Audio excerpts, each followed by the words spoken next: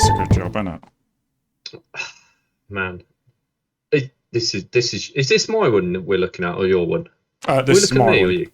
This Oh, is this my is one. you, is it? Are you starting us off? Um, mm, no, I think you're going to start us off. Hang on, I'll just flick to you. There you go. Like, and all that time I spent like lining you up, and like you're not lined up. Was I not? No, hang on. I'm just gonna like while we're doing it live. Hang on a minute. Hang on. Oh my goodness, we're well off. Yeah, no. So, Yeah. in case any oh my god, look at that. There's a bit of a 50-50 on us there. Um, so in case anybody's like wondering, just in case they are, we've got no loader for ant attack because it's got no loading screen. So it literally just says ant attack as a bit of text and then does the squiggly borders. So it's the dullest loading screen ever. And yeah, why subject everybody to like an audio abuse that is the loading sound? And although it's a little bit of a nostalgia thing, come on, we don't really need to be looking at loading screens that are doing nothing, really, do we? No, that's pretty wild, isn't it? Yeah, I was kind of shocked that it didn't have anything, but I guess Oh, this is yeah, early days, isn't it? yeah. I guess like while we're here, do you want to just reset it so we can hear the glorious like intro music? Yeah, just to take into account, right, before I do, that this game was a 1983 game. So this is our kind of like Manic Miner era Yeah. and Jetpack era. And I'm just going to say, you might not agree with this, right? But I think this little glorious music is actually not bad. So Okay. here we go. All right, let's give it a go.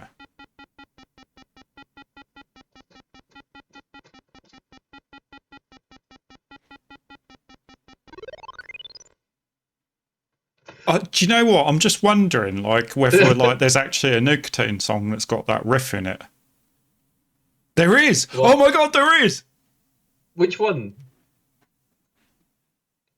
Which one are you thinking? Oh my god, it's the twat.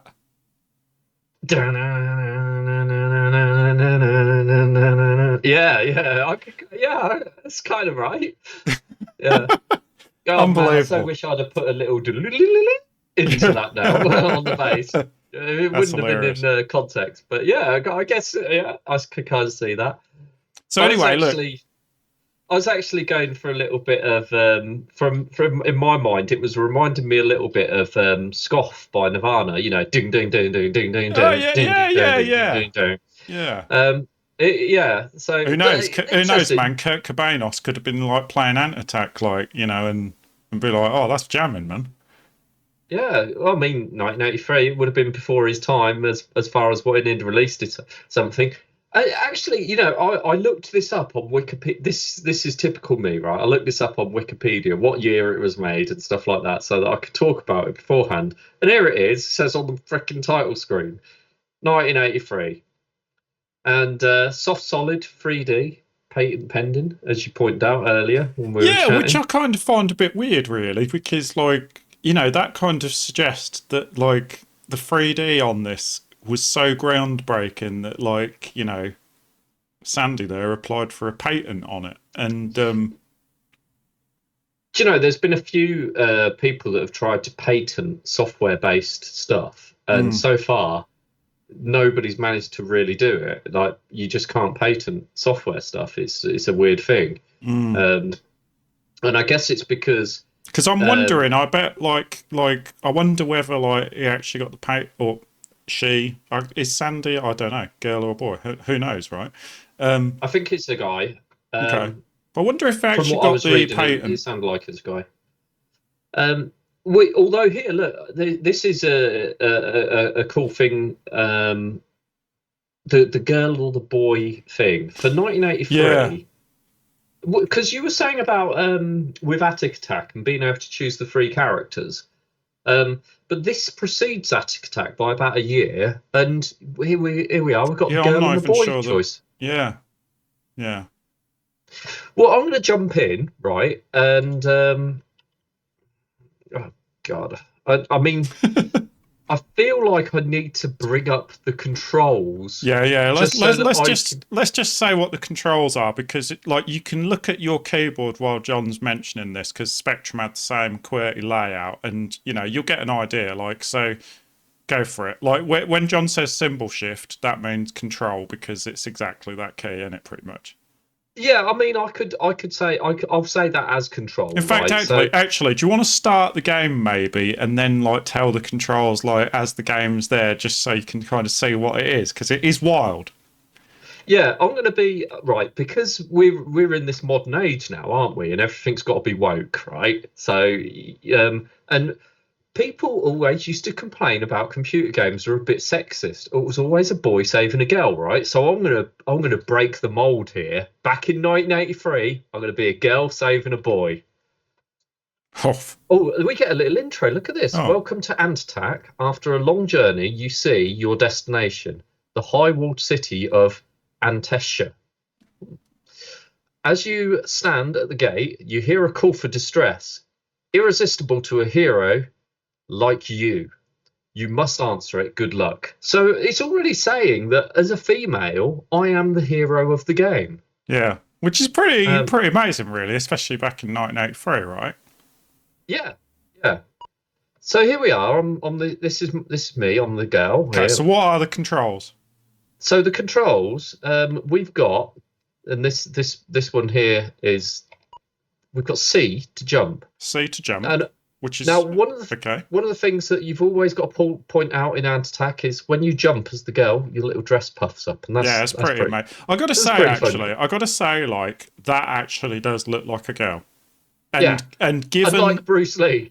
given like how how crappy the graphics there, like I think like that as a girl is an amazing like the design to make that look like a girl like that is pretty incredible, really. Yeah, Because that's nothing like Manic Miner, right? That actually looks like a different.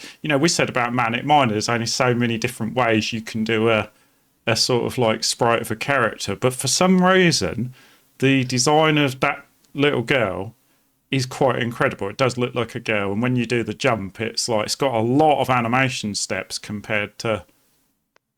It hasn't got a lot of yeah, animation steps. It works though, doesn't it? It really does. Like the silhouette and everything's awesome. yeah. It's got more animation steps than most of the stuff. So then we've got M rotates the character, and there she is. You can see her face, so So that yeah, rotates her. Um, Now, obviously, you've got mirrored frames there. You've got the back frames, and then the front frames are basically mirrored, and the back frames are basically mirrored. But then to rotate the other way is control. So M M and and control. So control. they're quite spaced out. Yeah. So luckily, being a So bass player, M and you control, got I a bit can of a do one with stretch my there. little finger. I've Yeah, got a I bit of a would too. stretcher. I would too. But Um, that would get fatiguing. Yeah, go on. Now, the next key is V, which makes you walk forward. Now, I will point this out, right? This is one of the things that I think is very technically impressive. Watch the scrolling. I think that's kind of smooth. And then I can do a little jump. It is. It is in. I think it. Well, it's a little. It feels a little bit faster than Boulder Dash, doesn't it? Yeah, and school days as well. Did it was nowhere near as slick as that with the scrolling. I think that's pretty Although I will slick. say this though, like there's less to scroll because like the background's white, so they're obviously not Mm, scrolling the background. They're literally just scrolling the blocks and the graphics on the screen. mm. Don't do them down. But no, but I'm still don't do them down. impressed. They did an amazing job, right? Yeah, I think that's slick. Now then if things get a little bit weird with controls because you've basically got S to throw a grenade and that throws it to there. D to throw it slightly further, that throws it to there. F to throw it slightly further, that throws it to there. And then G if you want to throw it really far. Good Good shot. shot, man! You killed I an killed ant. them all. Oh, you I killed killed all them of them. all. I killed, yeah. Jesus Christ. Oh wow. So yeah, you've got that right. Now that part's all cool and that, but then it gets even more bizarre. You've got O that changes the view to the current view we're seeing now. You can press P, and then that changes it to Oh that my view. god! So O and P are opposite Changed views. the whole world around. And then Enter changed it to this view, and Space changed it back to that view. Oh my god! Wow. Oh, sorry, no, it's not. It's not O. It's 0. 0 changed it to that view. So 0, P, Enter, and Space. Now, that's weird. The thing is, if it was O, P, K, and L, then those letters are kind of inner. You're viewing from these different directions. But 0, P, Enter, and Space are nowhere near each other. Even on a Spectrum keyboard, they're not logically in any way. No, because the keyboard layout's essentially the same. I think the weird thing about that design decision is, like, why would you have left and right to rotate the player and then not have left and right to rotate the view? Yeah, because like, the thing is, based on what they're let's see if I can kill all these in one shot again. No. Oh. What's going on there? Yeah. Yeah, you did. So based on the way they've done it, my thing is that why didn't they do it so that you like you say, the controls should have been the same either way. It should have been like, right, okay, if I'm going to rotate like that, then the view one should be the same. But then if they're going to do it so that it is the way it is, then it would have made sense to have a control to back away, to walk backwards. I mean, why not just do it so that you've got the option to walk in different directions in the first place? Because the controls are confusing as heck. I would say, I think, so initially when we looked at this, I was like, why wouldn't you just have it so that the controls are like cursor keys or something, right? But let's say, one thing about having... Did you just rescue him? Yeah, so that's him rescued, right? So the other thing that's weird on Ant Attack is you basically get different difficulty levels. So it starts on difficulty level 1. The girl is the hero. She just saved the dude. Yeah, go girl. She just saved the guy. Yeah. No, so you cannot say that in every way a lady saving a man is woke, because this is 1983 and we were doing it back then. Yeah. Now, the thing is, the game restarts, and here we are, our lady hero again. Captain Marvel, if you will. See, look, right. I tell you, this is what I think with the controls, right. When I first the guy is no longer here. No, he's somewhere else. He's probably in the next one. Oh no, he's not. He's somewhere else in the level. He's gone somewhere further away, and I have no idea where. I can't remember this game at all. Yeah. So what I was going to say with the controls look, I've scrolled off screen. You have, yeah. Where are you gone? I don't know what I should do here. Press grenade. The grenade's not hitting them. If I throw a fire grenade... Yeah, you got them. Oh, you got some of them. Yeah, so what I was going to say with the controls is, like, if the controls were simple like this, right? So Q would be forward. A would be backward, right? O would be turn left. P would be turn right. Then that would actually make sense, and it would play pretty good. And then you could have... I've got on screen and I have no idea where I am. You must have bugged it out. So you're saying what O and P? So Q and A forward and backwards. O and P turn left and right. Then it would be quite good. And I actually do think that turning left and right on a game like this I can see why that decision was made, because I think just having up, down, left, right, it would make it a bit more different, right? It's interesting. Yeah, I mean, look, right. If you're straight running like this and then you just turn, that works quite well. In fact, in fact, if you think about it, right, the fact that you've got forward and turn left and forward and turn right is almost like the same as what third person and first person games became. That's what we use nowadays, right? So it's I'm saying that M is for mouse and symbol shift is for the other mouse kind of. Yeah, That's what they were thinking. They were thinking ahead of time. So they were yeah, like, yeah, yeah. one So day they're we're going to ahead of have the. like mice. Yeah, yeah. So in actual fact, it's pretty avant-garde. Like, this is well ahead of its time. It's like you got first-person controls on this game. Um, So I'm just having a run around the city here because I figured I might be able to see the boy from the outer edge, which I can't. and you were wrong.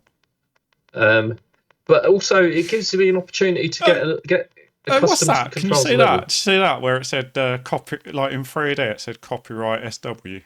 So Sandy White. Yeah, hang on. Yeah, if you go back there, look, he's put his copyright in there in the maze. Big copyright symbol. Oh yeah, oh SW. yeah, Oh yeah. oh yeah. Like I will say this, right? Like I will say this, right? Anybody who's looking at this going 3D, oh my god, this is terrible. In 1983, I remember, maybe not in 1983, we might have played this in 1984 because I can't remember where I got my Spectrum. But when we played this game, I was absolutely blown away by the fact that this had 3D graphics. Yeah, I just remember this, and like even looking at it now, just watching you playing it, it's bringing back like a wave of nostalgia, like some of those other games didn't, because this was essentially because I always used to think back to first 3D game. What was it we used to play? And I always used to think it was like things like Driller, stuff like that. But in actual fact, like look at this, right? 1983. We're talking about we were talking. This is basically isometric 3D, and the games that made that popular were things like Night Law, Batman, stuff like that, right? mm, But this guy had already done it. mm. They just kind of made it. They it just maybe just like people weren't ready for it. But I do wonder. Do you know how popular Ant Attack was? Was it pretty? What was the? No, I don't. Um, While you're playing but that, hang on, I'm just going to but have a but look. this is one of the things that I wanted to point out was look, you also it wasn't just the fact that it was kind of 3D. It's a 3D You kind of platformer got as these well. platforms that you could Mm, climb up. mm. Yeah, and so this is kind of where being able to rotate the view became important because Yeah, you can't see around it otherwise. Yeah. if I rotate it to there, you can see the little ants down there, and then I should be able to, if I can figure the controls out, I should be able to then lob my grenades down. I paralysed an ant because I landed it on top of him, I guess, the grenade. I mean, this is considered a Spectrum classic. Mm. One of the other things you could do, although, And the other thing is, bro, mm, this like when you look on the Wikipedia for this, it says engine solid soft, soft solid 3D, and so this could well be one of the first game engines running this. mm, Because we kind of mentioned before, like afterwards, and we'll have a look at this another time. There's a zombie game made in this same engine, so this is like the mm. 1980. Yeah, it's actually one of the first 3D engines made for game, making games. Is this like Unity or Yeah, Unreal? yeah, yeah, yeah. So I'm just going to try this. I'm going to fail big time. But there's an ant down there, and I landed on it. And Crippled this it. is the Yeah. thing. This was like, oh, I blew myself up. But Super Mario was, I guess Super Mario was probably just before this actually, but it was a little bit of a funky thing that you could also land on the ants as well as shoot them with the grenades and things like that. It's pretty clever. And there's like I Now, think with this, like just because it's 3D and just because of the different views and stuff, it almost makes it a little bit sandboxy, doesn't it? It definitely mm, has that kind of vibe of and because it's always the same level. It's just like you're rescuing your boy from another part of the thing. But it's like because like it's essentially a sandbox game, really, in a way. uh, yeah, I will say, and this is something that you pointed out. but is worth a mention. The ants are super aggressive. They're super fast, aren't they? Oh, like the other thing I will say about this game, like it is considered as a Spectrum classic, and you know we were talking about Manic Miner before and how good a game that was, but you know one thing I will say, like so this was nominated in the 1983 Golden Joystick Awards as the best original game of the year. Oh, really? And it actually came second. The game that won was called Ardiddums, and I do remember that, but like I remember Ardisms. I can't remember like what it was like. But essentially, this game came second in the 1983 Golden Joystick Awards for best original game of the year, and it was also rated at number 14 in the Your Sinclair's official top 100 games of all time. So Oh, this wow. actually made quite an impact. And like, you know, initially when we booted it up, I was just like, oh my God, this is kind of like pretty old school. But like now I'm watching you, like I'm thinking this is pretty cool. Yeah, I mean, look, I That mean, ant man is on your you've got tail. no chance of getting away. Oh, I jumped and landed on it somehow. Yeah. Paralyzed him. So I guess a But they tactic. don't. The world's quite cool, isn't it? Design of it. Yeah. I guess if you I if found the you boy. ran straight at a wall and then jumped, oh, there he is. Oh, you found him. He was asleep. He's apparently paralysed by the ants. Oh, okay. So you have to kind of like find him and rescue him. I think you're gonna have to. Oh, you got him. Got rid of. Oh, time Oh, up. I didn't know you could run out of time. All right, Oh, okay. all right. Right. My Well, turn. so we switch over to you for you to have a little go, and let's Damn see what straight, you've. man. Damn straight. I always Well, like switching over to you because then it's like I get to see somebody attempting to do the controls that are so we're they're so talking. awkward. Oh my God. All right. F to run. Okay. All right. Well, you know, screw you. I'm going a girl as well because, like, you know, why wouldn't you? All right. Let's go. All Are you right. saying it's better to play with a girl? That's exactly what I'm saying. Yeah, that is. Oh, hang on. What's it to run? V. Oh, these controls are so good. Oh, hang on.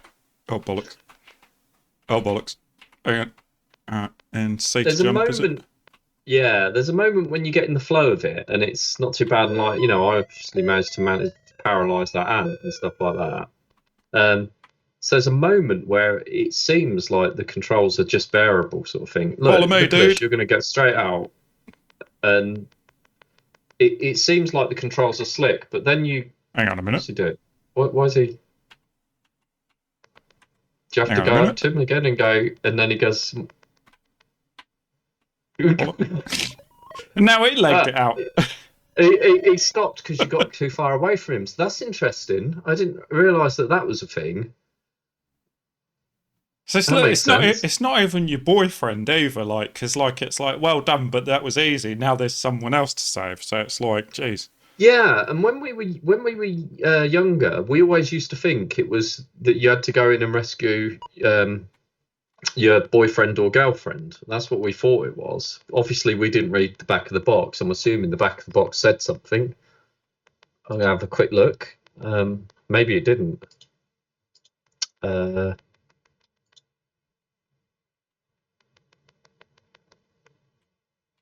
Ooh. this is probably one of the funniest things I've read in on World of Spectrum. Apparently, Ant Attack is the inspiration for Alien Evolution, Ant Attack. So it inspired itself? What the heck? Oh god. Oh god. Oh god. Yeah, straight.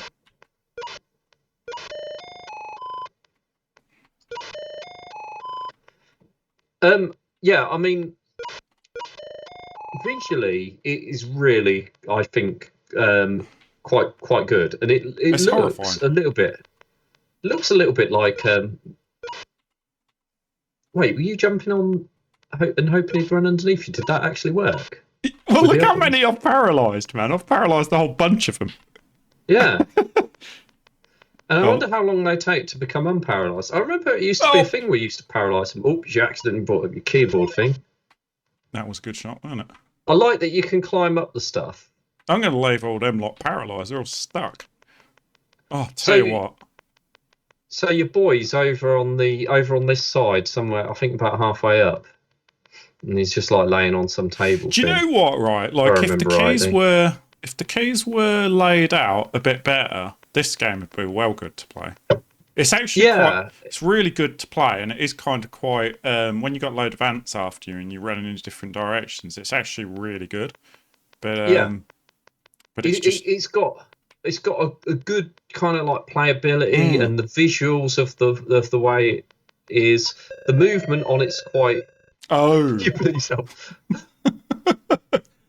oh, There's a lot that's really good about it, but the controls. And this is an interesting thing because it's been a few Spectrum games that have kind of been let down by the controls that we've played so far. That the controls are kind of quite awkward, and then you kind of get used to the controls.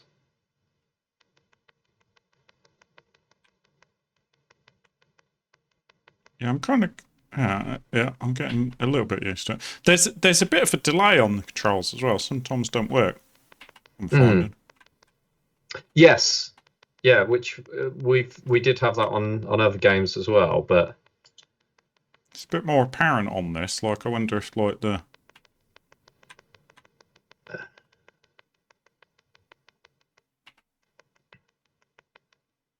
Hang on. Oh, jeez. ah, so the back of the box mainly talks about how to load the game. And this is the first time I've seen this on one of these. If the program does not load correctly, try a different volume level. So we have got a little. Yeah, so that's where the guy was on mine. He was on that little table there. So obviously it's Oh, different each time. yeah, Oh, I've you got done what that? you've done. So Yeah, that, I don't know. I think it's when you jump. Uh, Try rotating the view with 0 and P. Oh, there you go. yeah. Oh, you got eaten alive. Oh no. So So at least it you seems can. like he released it with a bit of a bug in that, like, as you kind of running and jumping around, the camera can become unhooked from your character. Yeah, and I guess rotating it resets it. Mm-hmm. I did wonder that little hole there. You can't go through it, can you? The little holes. You need a 2 height hole, I guess. Look, that little hole. I bet the ants can go through it, can't No, they? you can.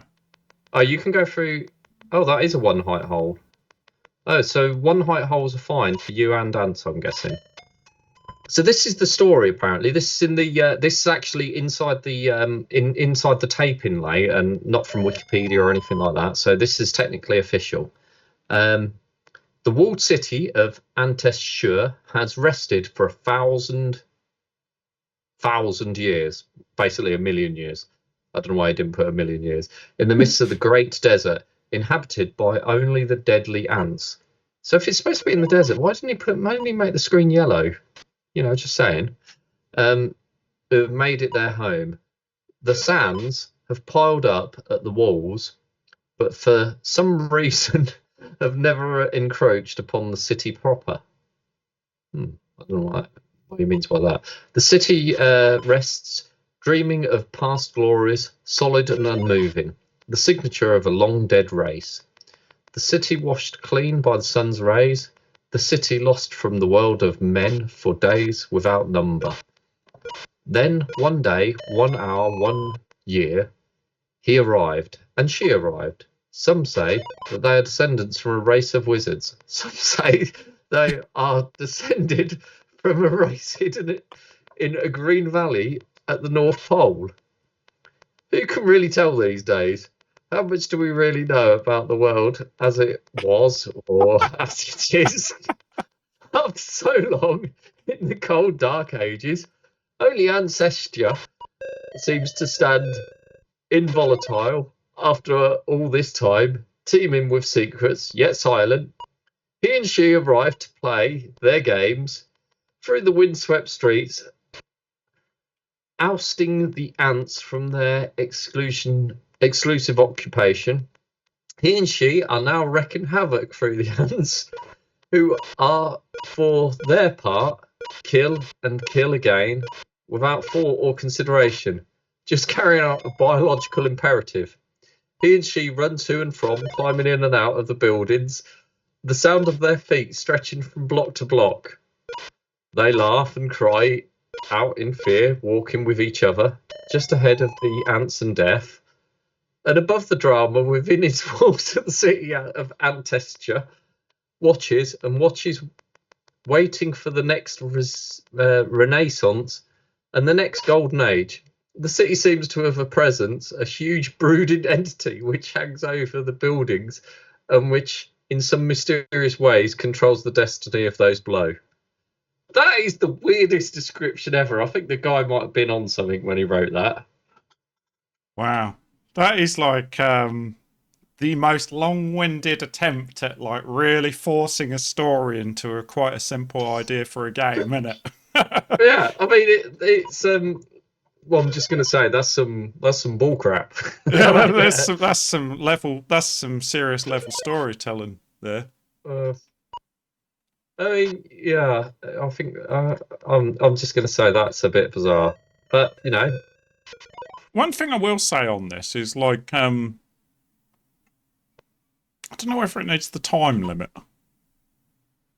no, Because no, because the thing is, it is such fun kind of exploring this level. Because that's quite a good level, I reckon. But it's yeah, such fun exploring it. You want to have a look around, whereas the time limit kind of makes you not want to do that. yeah, it would actually be good if they had an explore mode where you could just run around and climb on stuff. Because there is a bit to climb on. Because I noticed, like like my boy that I got to find here, he's actually not. He's a bit higher up this time. Like, so you have to climb to get to him. Oh, So that's kind of interesting. Can't find where he was though, because I changed the view and it feels like a different. Oh Jesus! All right, calm down. I've also noticed as well. they're super aggressive, aren't they? They are super aggressive. That is nuts as you like. I've also noticed as well, like if you're near a wall and it's like a too high, and you paralyze an ant, you can then use the ant to climb on it and climb up the wall. Yeah, I noticed that. Like when you jump on an ant, you stay on the ant for a Yeah, short they period of can't time, eat you don't when you? you're on the ants. Yeah, yeah. I don't get the bizarreness of the story. Everything else, I'm kind of like, Yeah, yeah, the that's story's cool. wild.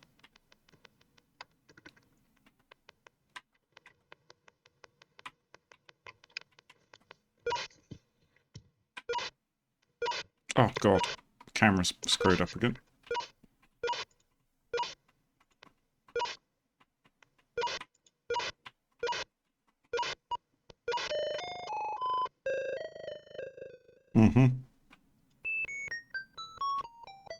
And then you got your high score. Surely you can do better. I mean, too bad, slow coach. You ran out of time. I mean, it's Have no go. it's got a lot of it's got a lot of kind of like little different kind of like messages and stuff that happens depending on what goes on in the actual game, hasn't it? Being a boy this time. Yeah, I was interested to see the animation of the boy compared to Look, he's in the his lady. pants. Unless that's supposed to be a belt. Or maybe it's like just a striped jumper. I tell you what, like I gotta admit, I do like the Give use him a of little the. jump. I do a jump. I love it. It's not a bad jump actually. No, it's not. It's quite good. I do like the use of the whited out face to make it look like that's obviously the back of him because that's the back of his head. Yeah. and then he's got his face.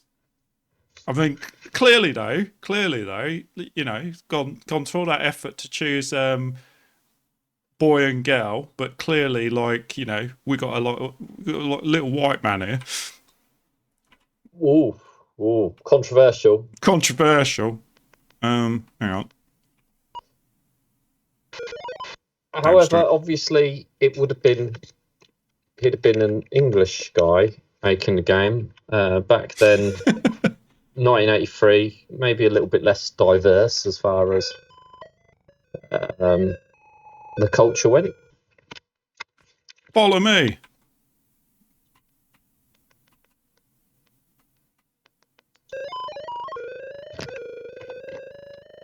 I like playing the girl better because of the skirt, but you know.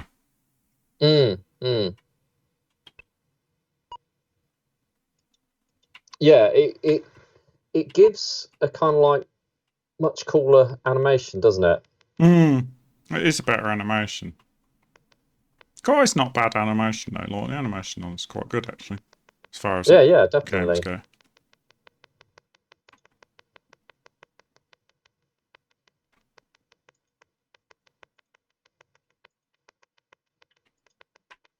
Man, them ants are so aggressive. Yeah, extremely.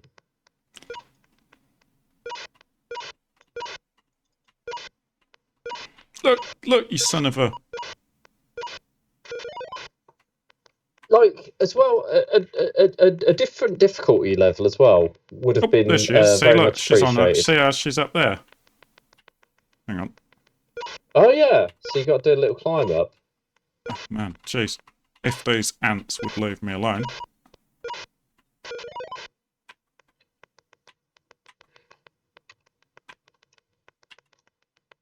Yeah, so you gotta. Yeah, see, like, I think the fact that it makes you rotate just makes it a lot harder. It's like it makes it much more of a challenge. And I think that's a good thing in terms of because it is a simple game.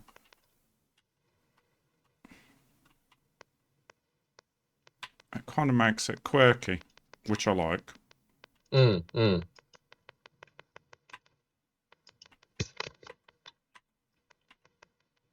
Okay.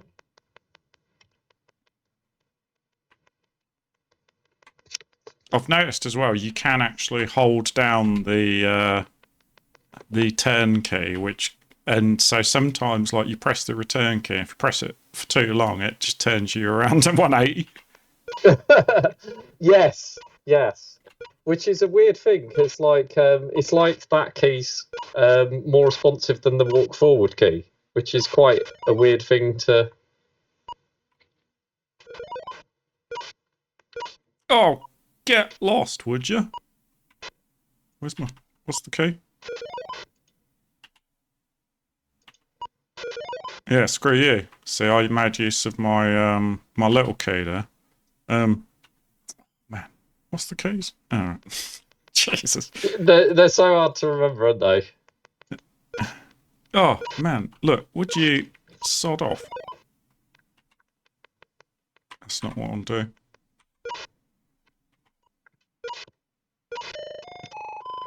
Alright, we're safe.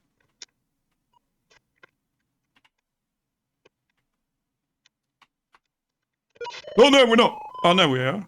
Yeah, I'm stepping on ants, man.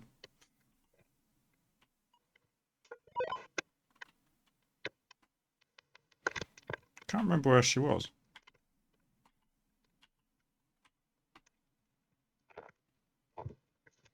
Something about 3D graphics done with shading like this that I kind of find a little bit cool. Yeah. They look really. I do think it does look really quite cool. Because the thing I find, one of the things I'm finding cool about it, which is really unusual, is really when you think about it, there is no graphics. It's literally it's just those three shaded types of block, and then you've got the characters. But like, given that it's just so simple, like it's kind of quite diverse in its like because you go behind the blocks and stuff. Like there is actually like quite a lot of variety to the world because of the way he's designed it. Mm.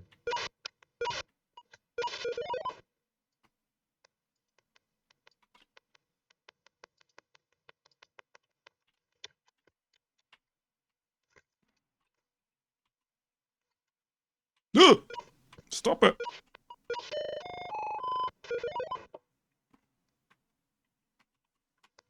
Getting up on this block. Oh, you son of a bitch. Just sod off, right?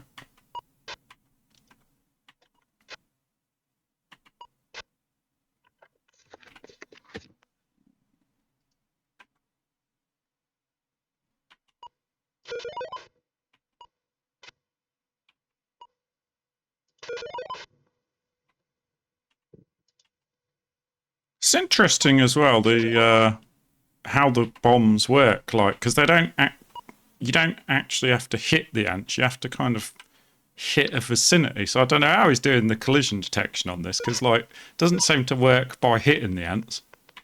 No, it's a bit of a weird kind of like you just kind of get in the rough area, don't you? Oh, look at that. Look, he's just given me a leg up, that ant. Oh, that's right. Oh, Oh, shit.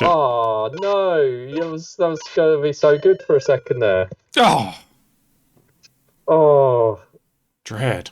Well, I know where she is now, I think. yeah. Once you get past the initial rescue, the next one seems to be like Quite I'm a not sure lot, if it's quite a lot random, harder. but yeah, it goes from like if they'd have made it, I kind of expected it to go gradual, so it'd be about this far away kind of thing, but instead it's gone for it gives you an introductory one that's ridiculously easy, then change it to ridiculously hard.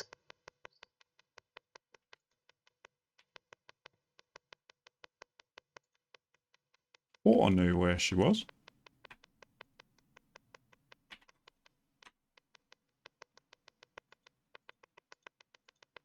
Oh, there she is. Oh, God. Oh, God. Oh, God. Oh, God. Oh, God. Jesus.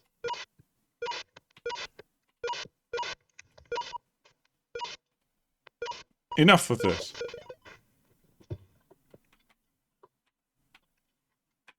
Oh, sod off. Jesus.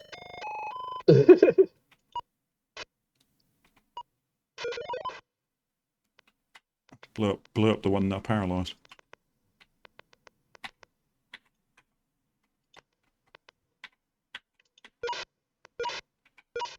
I just want to turn! Oh my god, I'm pressing the wrong key. Alright, I'm keeping my fingers glued to M and control now.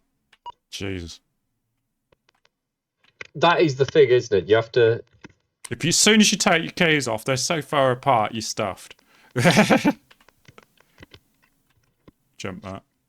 Right, she's somewhere up here. There she is, she's up there. Right, I'm out of danger.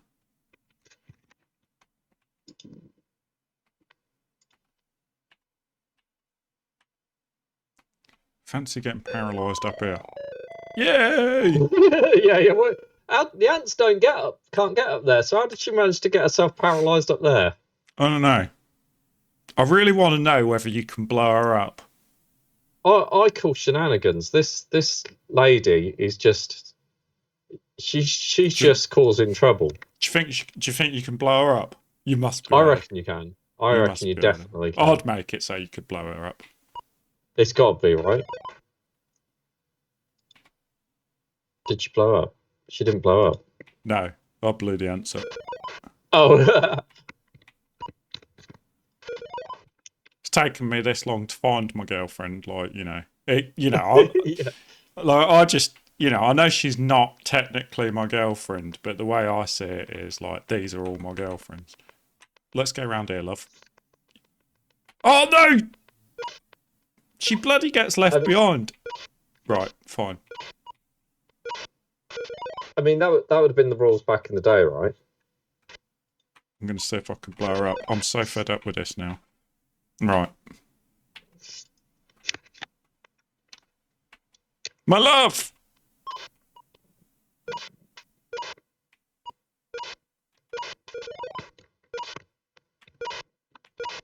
come on. Leave me alone. Oh. Gutted. Gutted. Oh, you're sneaking a play on something else. Okay, so All I've right. Well, just had a okay. Look, no, we'll quick show look it at this off. follow-up. We'll show Right, it so off. this is the follow-up, and So what's this called? Just zombie, is it? it's called Zombie. Zombies. Oh, okay. So there's two of them on the screen. That's why. Yeah, there you go. I sent you. Such a again, right? So strange. Like how comes all these old games had the name on the game constantly? Yeah. Right. So I've sent you a link to it. Right. The only way I can get the controls to work on this is to put the. I've done it on joypad because I can't figure out what the keyboard controls are. But you can fully play it on joypad. You have to put it on cursor controls. This is just like Ant Attack, but you start off and you've got a helicopter which you can then fly around the city with. So I don't know. I've seemed to have flown out of the city. So this city is still quite smoothly moving around. So flying the helicopter, you hold down the fire button and then you can fly it with a direction control. So in a way, right, that's a lot simpler than what Ant Attack is. And then I release the fire button and that lands my helicopter. I can then just walk out of my helicopter and walk around. Okay, so it's kind of funky. Yeah, so that's Same just with the controls. graphics. Walking around is easy. That's kind of a joy. Jumping's weird. To jump, you just walk into something and it jumps up Oh, automatically. contextual jumping, like. Yeah. Then to shoot, if I press the fire key on its own, it rotates the view. So to actually shoot, what you do is you hold the fire key down and then press a direction and it shoots. Weird. But tapping it rotates. Now I would have perhaps gone with, just keep everything on the joypad, tapping it maybe jumps, holding it does the shoot. I'm fine with that side of things. I've lost my helicopter now, ain't I? But I perhaps would have made it so that it was just a keyboard control to actually do your do the rotation, because let's face it, we don't use the rotation that much, do we? Once you get in your helicopter, you then have to hold the fire button down to then fly, and as long as you're holding it down, that's it, you're flying. And I'm guessing it flies over everything. I'm guessing it goes over the height of everything. And they must have made it in this so that every part of the stage you can potentially jump to. I mean, because I'm just looking at this wall here. If I land on this wall, there's no getting back up there. So presumably you can glitch your helicopter out and land it somewhere. But yeah, it's a little bit easier to play as far as the controls go, because of the fact that you don't have to worry about jumping or using the forward. You can't look. I can't get back up to my helicopter now. I've landed it in a place that you can't get back to, unless. Yeah, no, there's nothing you can do to get back to your helicopter there. Presumably, this is supposed to be to rescue a person, just like Ant Attack is. Presumably, unless you have to kill all the zombies. Like, what are all those yellow blobs? Like, are they zombies? No, those little yellow blobs are my bullets. So when I was demoing and right. shot a couple of bullets, I shot a couple of them, and that was it. They're gone. Why would you make it so that like it displayed all the bullets like that instead of having a number like I had on the last one? Yeah, it's a weird. I wonder if like some of those design decisions like that on Spectrum games, like having like because like that score table takes up a lot of real 40% of the screen. I wonder if like that's to make the scrolling smoother. I think so. I mean, look, this stage is a lot bigger than what Ant Attack's one was. It's perhaps 4 times the size. There's something actually I want to check out. I wonder. I'm just going to overlay Ant Attack over the top. I wonder because the scrolling looks a little bit smoother on that one as well. I'm just wondering. You're thinking in that maybe the scoreboard's bigger on this one. But Yeah. I'm thinking the scoreboard is purely a way of going, oh, we've got to draw less on the screen Yeah, now. yeah, yeah, absolutely. I think so. And I wonder if And the that thing was the is, same for most games. yeah, because school days had quite a large scoreboard. And I do think that when you're playing the game and you get immersed in the little world, you kind of forget. But No, the other look, thing it's the about same. this, It's about the same. oh yeah, it is, yeah. The other thing about this is where the heck are all my zombies? I'm just running around at the moment. I did Well, see no, some they were zombies earlier. they were down the bottom, weren't they? They were in some sort of enclosure or something. Were they? Yeah, if you went, yeah, it was down towards the bottom of, yeah, down. I'm going down. I mean, I did when I was flying around in the helicopter. I saw some. Um,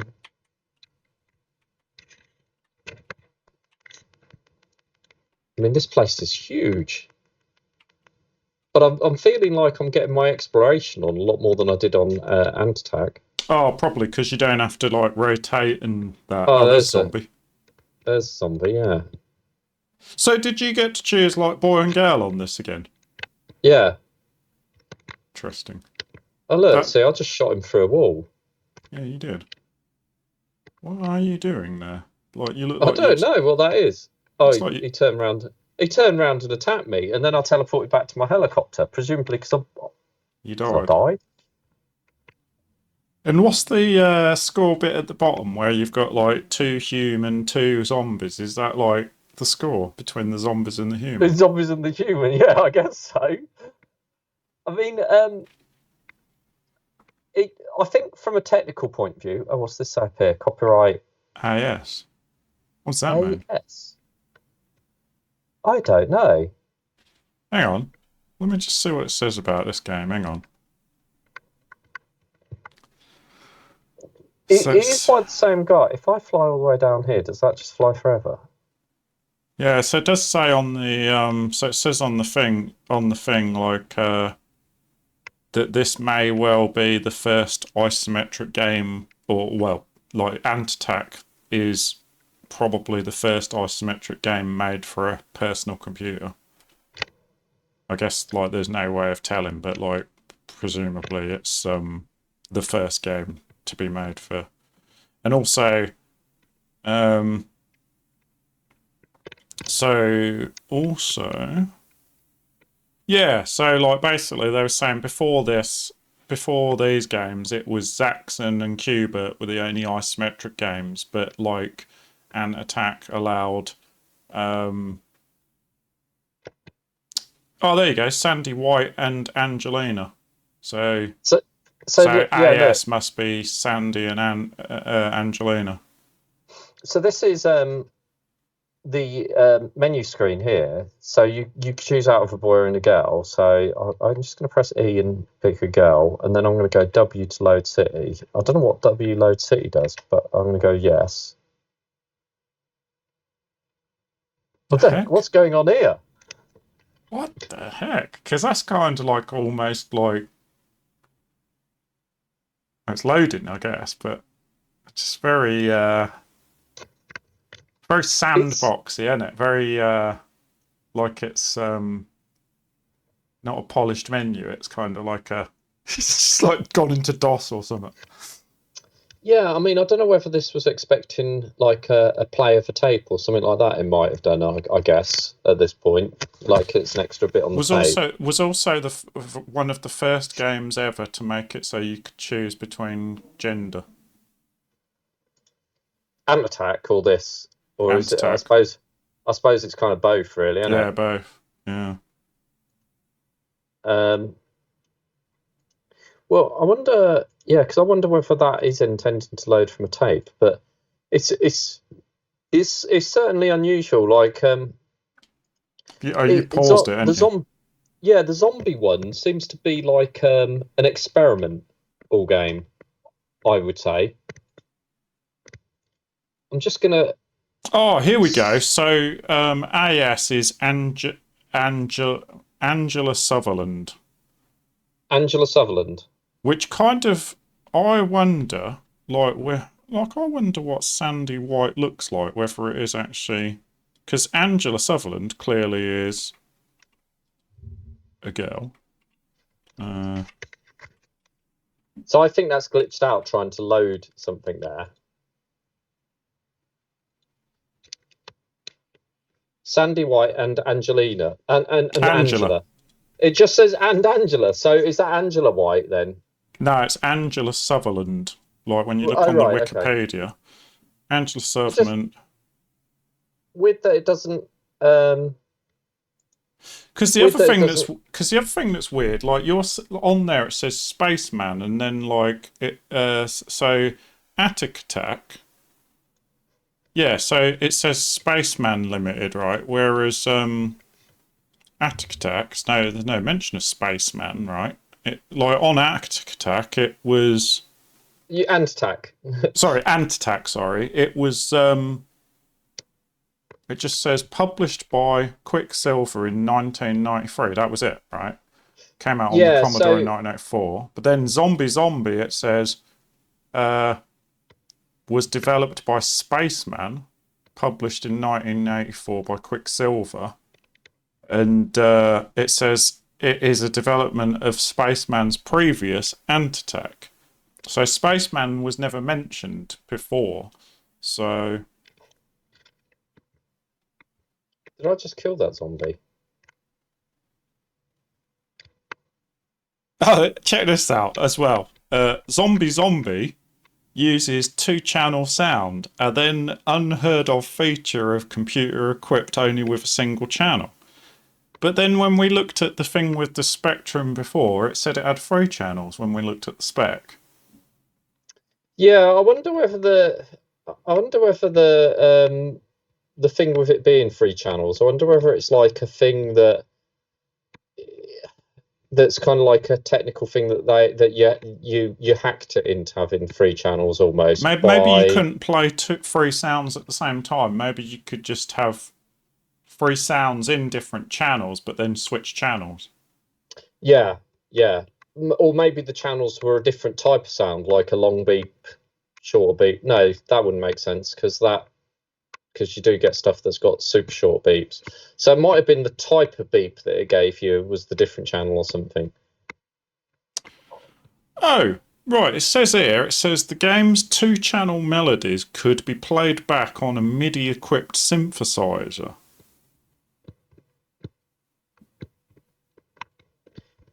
Okay, well that's interesting. So hang on a second then. Let me just unmute this. Is it? Yeah, so that's unmuted. Let's restart the game. nice screen on the front.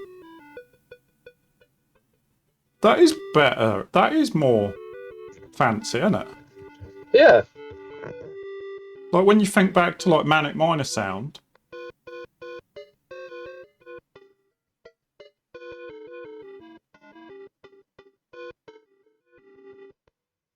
Interesting. Okay. It's got a demo as well. This is a little demo. Oh, is that what you just pressed and played the demo? Oh God, he crashed the helicopter. Look, now he's got 4 zombies there. Oh right, so when he uses that thing, it makes them go red, and then they're after it. What? Doesn't make sense. It doesn't entirely make sense. I don't. Oh, can you hold down the fire button? It looks like.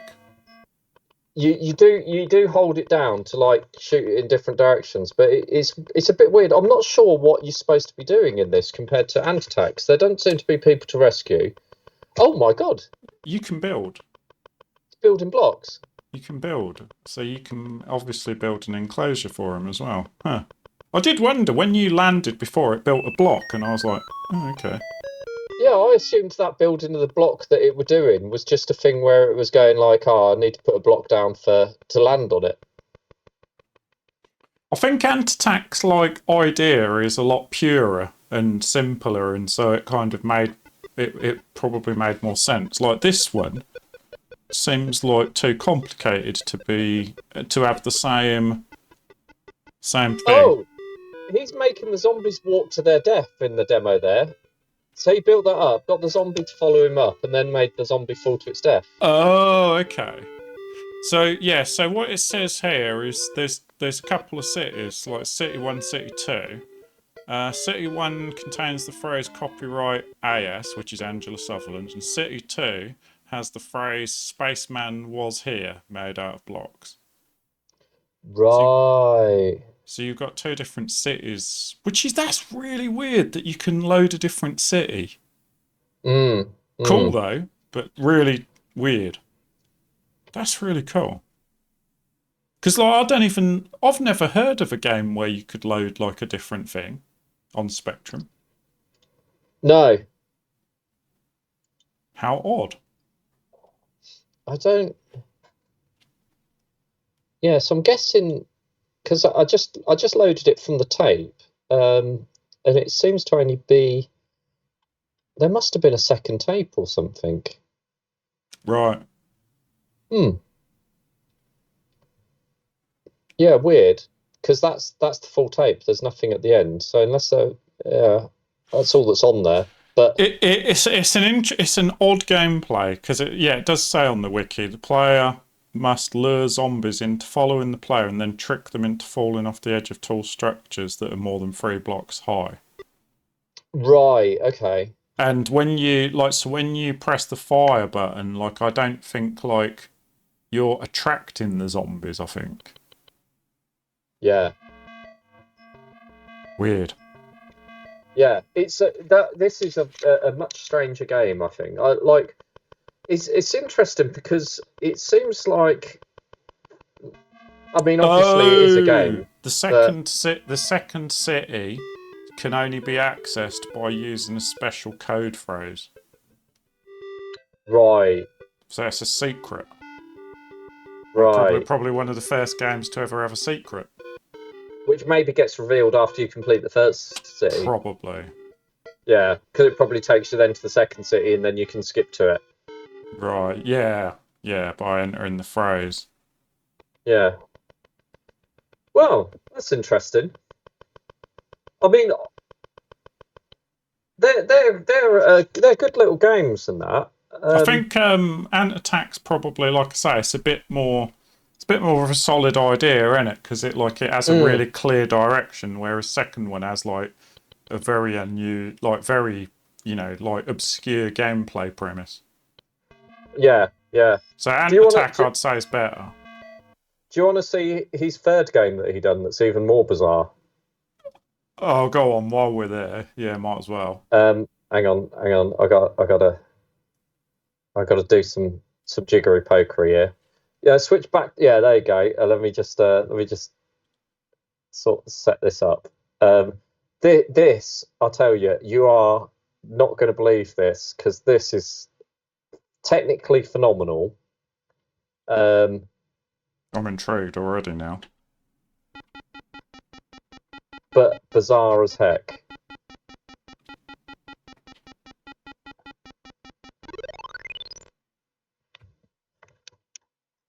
Oh, I'm not sure you can get it. Going back onto Ant Attack. Yeah, I think Ant Attack is a much better game, only purely because the idea is better. It's so simple. Which I think is a hallmark for these kind of old games. The simpler ones were just better, weren't they? Yeah.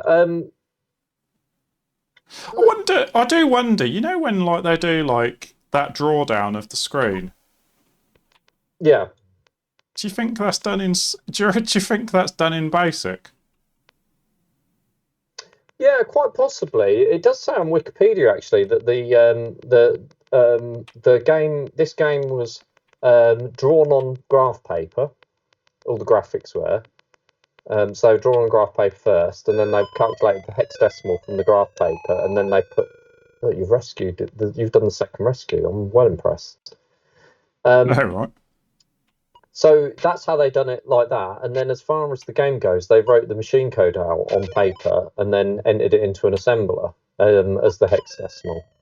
But killed him. Oh my God, you killed him! You did do it. I love it. But yeah, they said that then a lot of the menus and stuff like that was all done in BASIC because Why bother? Because it would be complicated. Exactly. Yeah. Yeah.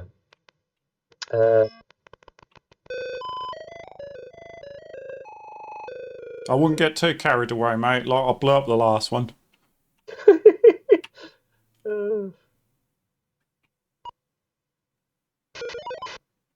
Let's Love go. it. Let go. This way. This way. This way. Hey, I'm up to number 3.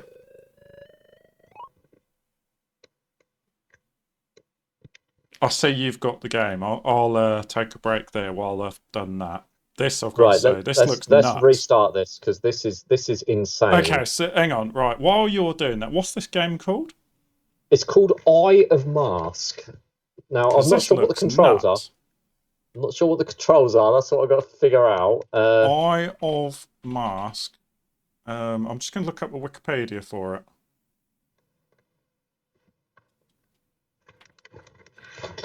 Eye of Mask. Interesting name. Okay, so we've got... I've never heard of this.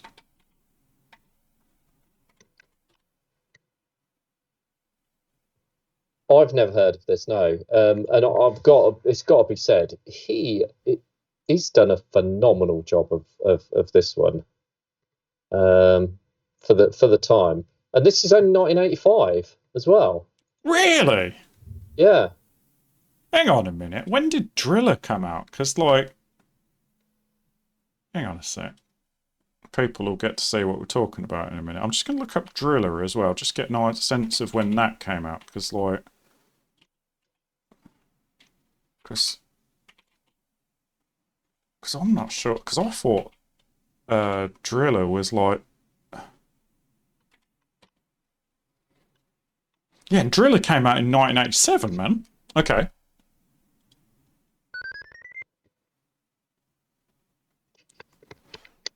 Okay. I'm a bit dumbfounded with, like, that. Okay.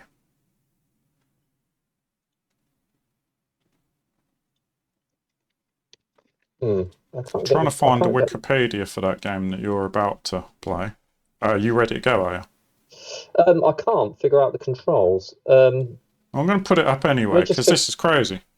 Okay, let's restart it and I'll figure out the controls as we go. Okay. So I'm going to restart it so we can see it from the start. It just does a weird little beep, and then we see this, and you look at it and you think this looks pants. Yeah. Got a few more people but working on this. So this has got Sandy White, Angela Sutherland, Paul Fick, and Rich Shenfield. So doubled the team again. So this part here, this was the part that originally drew my attention. The fact that you got this big 3D mask. It all comes flying in.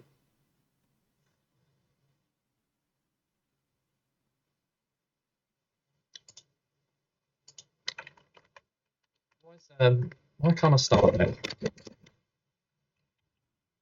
Okay, let's try.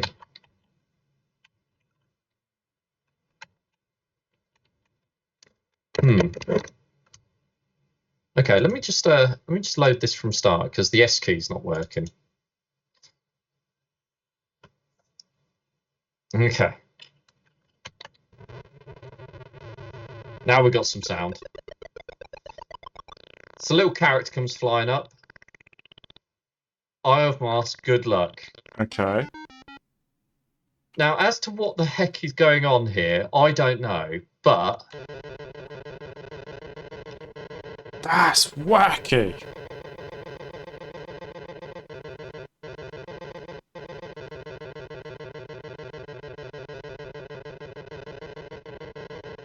So I can go left and right, and this sort of... I'm guessing is running me around this, like, maze. Yeah, it looks like you're running around a 3D maze.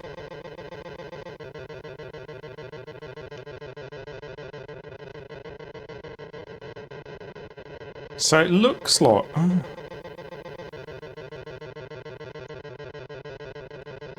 And then I don't know what this flashing bit is that's coming up behind me, but I'm not sure if I'm supposed to be outrunning that. But again, it seems like he's made another game that's kind of like almost an experience as opposed to.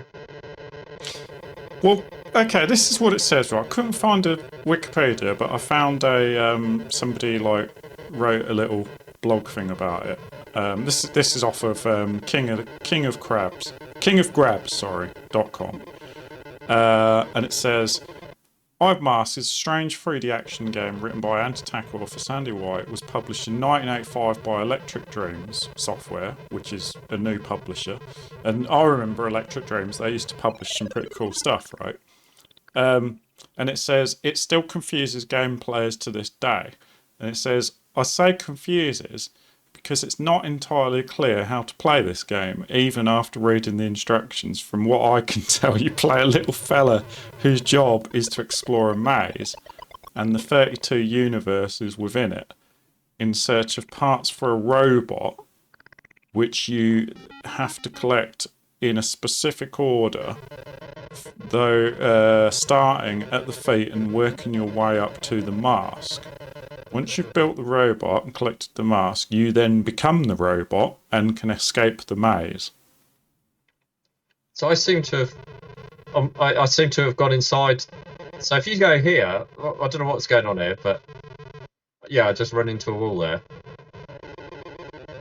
I don't get how I go to the opposite side, because look, if I go left, that's running down this corridor. How do I go? Can I go?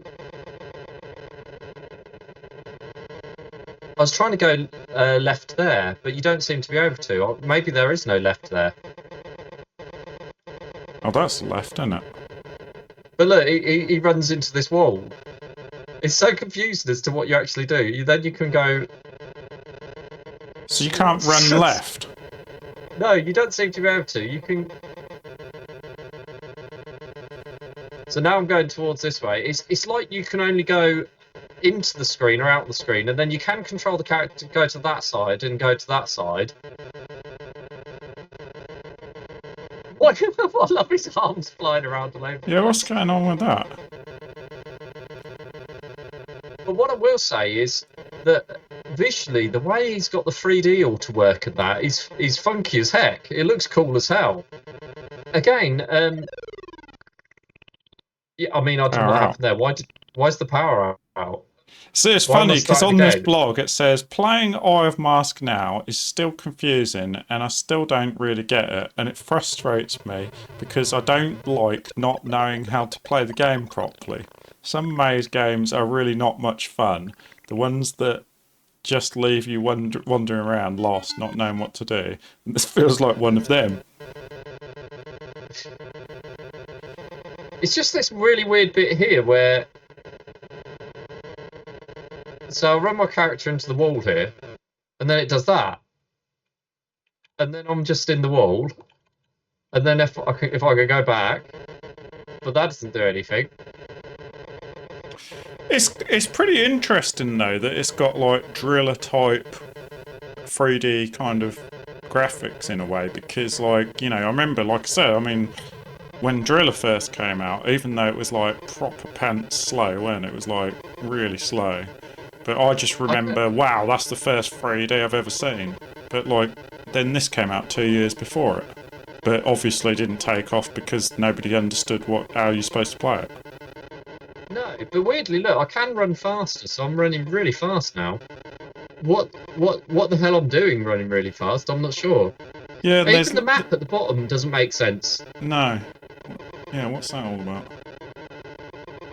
So I should be going into a red area. Oh, I'm in a red area now. So presumably that like little roundabout is just like means that you can. Oh, whoa! Oh, you're you're in zero gravity now. I think you're a little space guy. What the heck? I don't know what the heck went on there.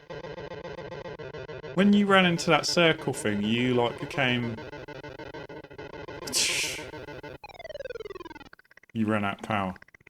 So power out. So the power is. And you've got I ammo guess, as well, but there's nothing to shoot. I did shoot at those things just there. Oh, what? Oh, the crystal things. Yeah. So this is interesting, right? So we get that right. Shoot. Presumably the Eye of Mask is something to do with the robot face that we're looking at. We then go in, we load, and you see Because it's you're got in a score space. there. That's a little space guy, and then for some reason he's like run. So the score, that number on the score is ticking down. When that gets to zero, That's that's your me out power. of power. That's your power. Yeah. So look, we're geniuses. We've figured this all out already. So why is the map flashing there then? Presumably you've got a. I don't know. Doesn't make any sense. It's also the fact that the arrow, presumably, is the way that I'm facing. So the fact that it's showing backwards is because I'm running towards the screen, right? Yeah. So I'm about to go back into that area where those Right. things are.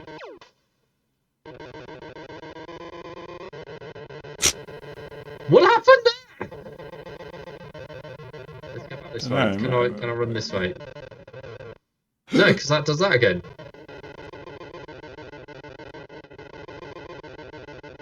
So now I'm about to go into the blue circle on this side. You know, I'm just thinking, right? Like the thumbnail of this video is going to be really hard. Yeah.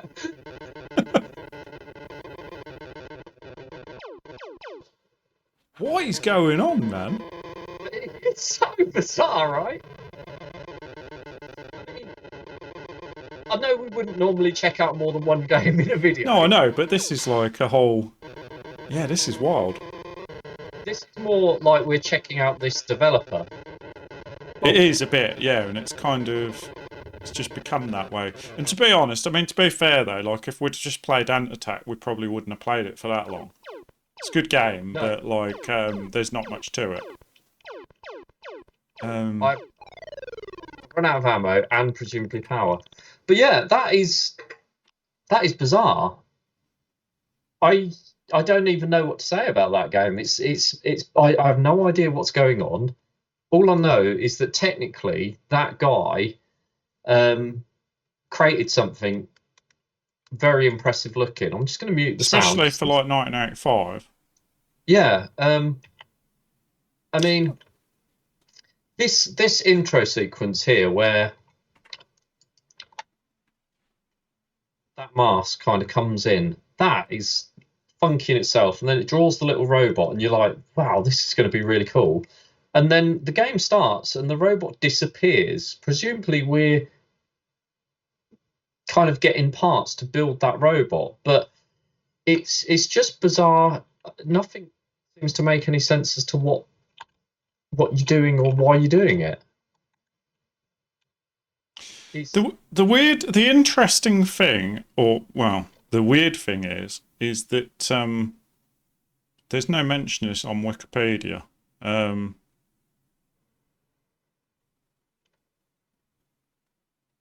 Only mentions Attic Attack 1 and 2. Sorry, Attic Attack 1 and Zombie. Yeah. And it's not even Attic Attack, it's Ant Attack. But let's see what. Yeah, I just.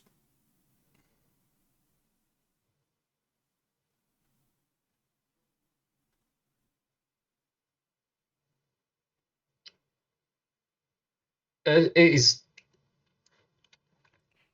a bizarre thing, and I'm even confused as to the thing that confuses me most is what these weird triangle bits are all about. Yeah, I don't know. It's bizarre.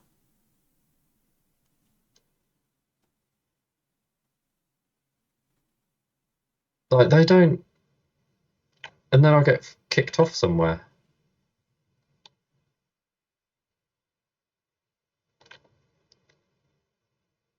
And the fact that you can't seem to choose which direction you're going in to a certain extent is also bizarre. It's something weird is going on with it. It's almost like maybe the game was a little glitched and incomplete, but technically, I'm quite impressed with what he managed to achieve with it. But he seems to have gone from Ant Attack, which had good gameplay and a good sort of graphics foundation for the time, to then going to the zombie game, which then expanded on it a little bit, but was a little bit bizarre in what you had to do in the game, to then this, which is technically even more phenomenal than the other ones. But what the heck is going on? I have no idea. It almost seems like just a kind of like demo of the tech. Okay, so I found a Crash magazine review of this, and it got overall 92%, right? Wow. And so this is a fairly short review, so I'm going to read it out so that we can hopefully maybe understand how comes it got 92% and you know what it's about. Yeah. Okay. So it says, Eye of the Mask. Sandy White, author of 3D Attic Attack and follow-up Zombie, has now produced his third game for Rod Cousins, who is publishing it under the new Electric Dreams label. Okay, so this must have been the first game released on Electric Dreams. The game revolves around a torturous New Gamma-free space trials, equipped with a A4A pack jet suit. You are cast into a massive maze containing 32 universes. To escape, you need to construct a robot from active robot spares lying around within the universes, which may be accessed from nodes in the maze. Oh, right. So when you go into one of those nodes, it allows you to go to a different universe, presumably. I just brought up a map of the maze, bro, so we can see it. Look. Okay, so that's the map. Okay. And we don't know what the flashing bits are. Okay. No. There are enough parts within the maze to create at least one robot, but before a robot part can be added to your collection, it must be deactivated. The parts also have to be located and deactivated in a specific order, starting from the feet up. Upon collecting the final component, the mask, the greatest award is bestowed to you, and you become of the mask. Okay. The top half of the screen is taken up with a view of the maze, includes a little effigy of your good self on the bottom part. Right. The bottom of the screen contains various status indicators and keep track of the robot you're assembling, with parts being added as you collect them. The corridors of the maze are displayed in one colour, each wall being shaded with a different pattern depending on the angle of the wall of view. As you move through the maze, the perspective changes together with the shading. When you turn a corner, instead of just flipping 90 degrees into the next corridor, the corner and walls move around smoothly, which for the time is quite a technical feat, right? No denying that. Yeah, no denying that. This is way ahead of its time. The maze is split into different sections or zones, each having a colour allocated to it. In the corridors, the colour of the walls matches the colour of the zone that you're in, and flashing areas shown on the map also have flashing walls when you move through them. On the bottom right-hand corner of the screen is a small window showing you the position of the overall map and your direction and position marked by a small arrow. As you move about, the arrow stays central and the window scrolls over a larger maze map. Pausing the game is quite helpful since the full map is displayed. Along the various corridors are handily positioned node points. These are gateways to the robot parts and other sections of the maze.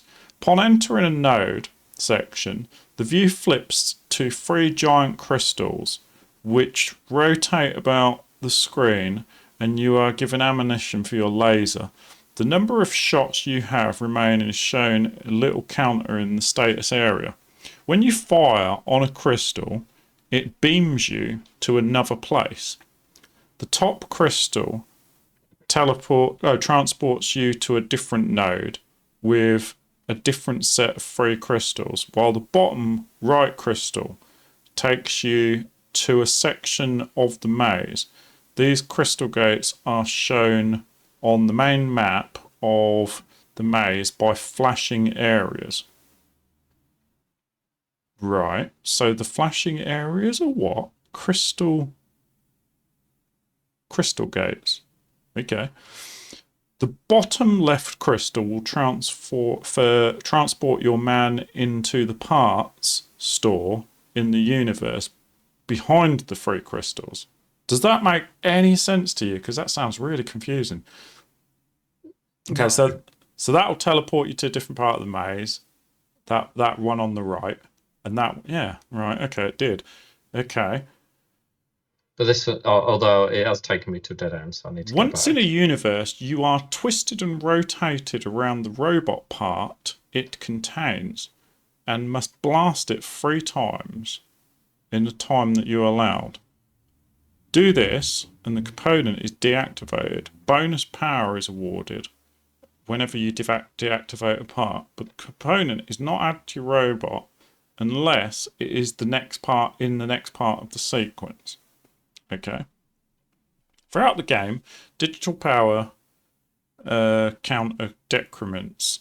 If you don't visit a node, enter an universe, and deactivate robot part before your energy runs out, it's time to start another game.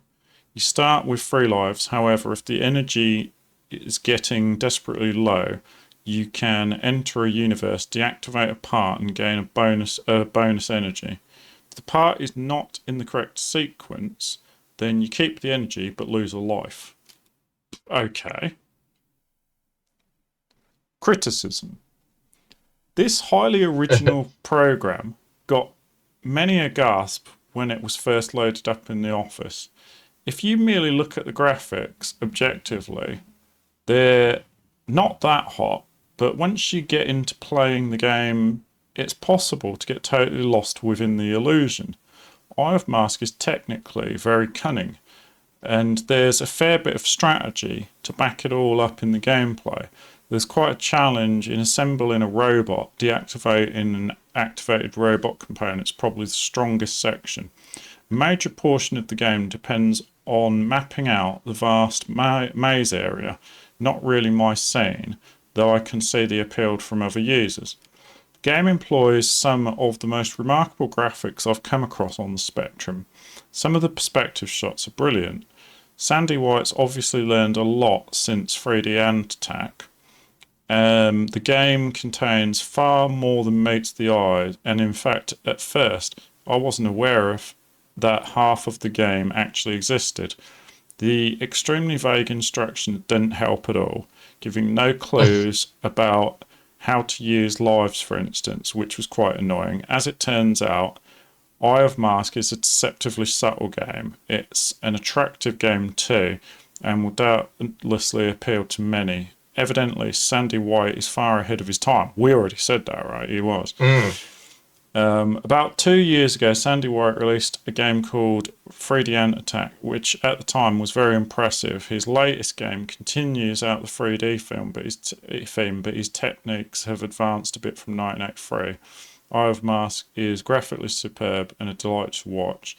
Essentially, Eye of the Mask is a maze strategy game with a few differences. While being very playable, I suspect that once I completed it, I wouldn't go back to it again. With that said, it's not going to be a game that can be finished quickly. Eye of the Mask represents a step forward in 3D graphics. Overall, it's a very impressive game, and if you like maze games, there's no excuse for not buying it. And they gave it 92 for use, 91 graphics for use of computer, 96 for graphics, 92 for playability, getting started 89, addictive quality is 88, value for money 87, overall 92. It's insane. I can't believe we never come across this back in the day. I know, especially considering it came out in 1985. I mean, that's like, it's the same year that, what were we playing from 1985? Attic Attack? No, not Attic Attack. We haven't played anything in 1985 yet. Night Law's from 1985, isn't it? And Where the Yeah, so Exploding that Fist is so 1985. so we're yet to get to that year. This is our first step into that year, if you like. Seems But like 1985 might have been a year for some innovations, because like Exploding Fist came out in 1985, Night Law, and although Night Law really, like I said before, like Sandy White already did it, didn't he? In yeah, 83. give me 1 sec, bro. I'll back in 2 secs. All right, I'm going to jump back onto Attic Attack. All right. Let's see what we got going on here. Oh, we're still going. That's right. I'm on. So I've rescued 2. So I'm up to my 3rd rescue now. I'm going to go this way. Where are you? Oh, there's the ants. Come in here. Leave me alone! Yeah. That's right. Grenades, mate. Oh, my God. Oh, give me a break. Oh, ants, leave me alone!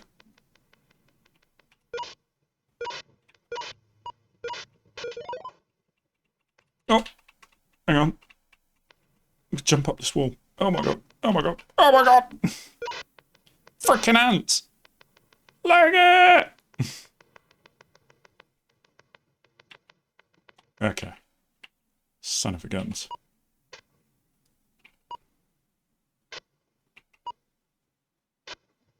Oh, you little shit. Bloody ants. The ants on this thing are so aggressive, man. Alright. Come here, you.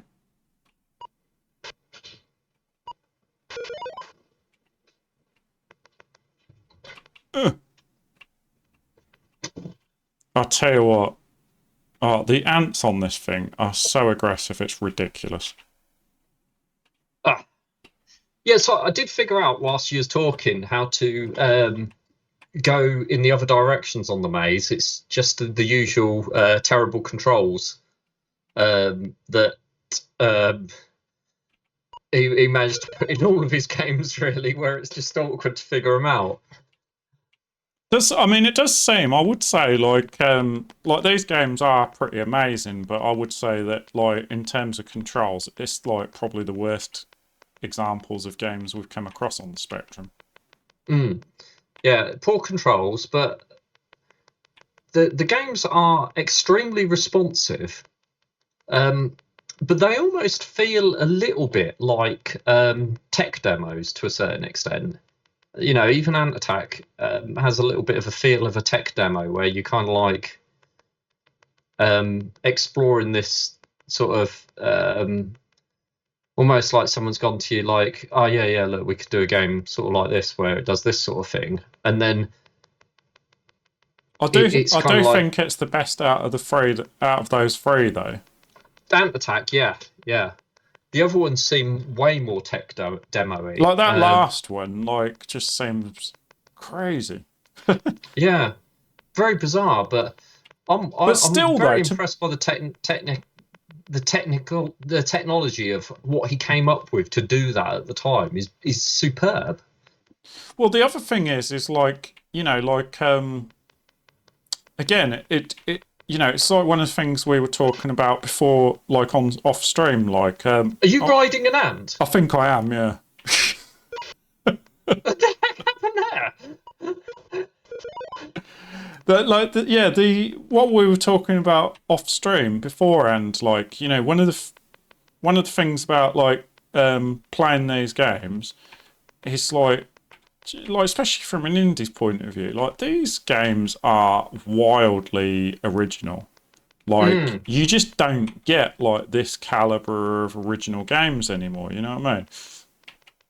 Yeah, and I do think that's a little bit because people are so inspired by other games they're playing, perhaps, you know, ones in the AAA area or whatever. Yeah. Just basically other successful games. If a game's successful, people become inspired by it. And now we've got millions of developers creating. Oh look, you've got a little building there. You can go in there. That seems almost like Feel that like sort I'm in of a place. graveyard.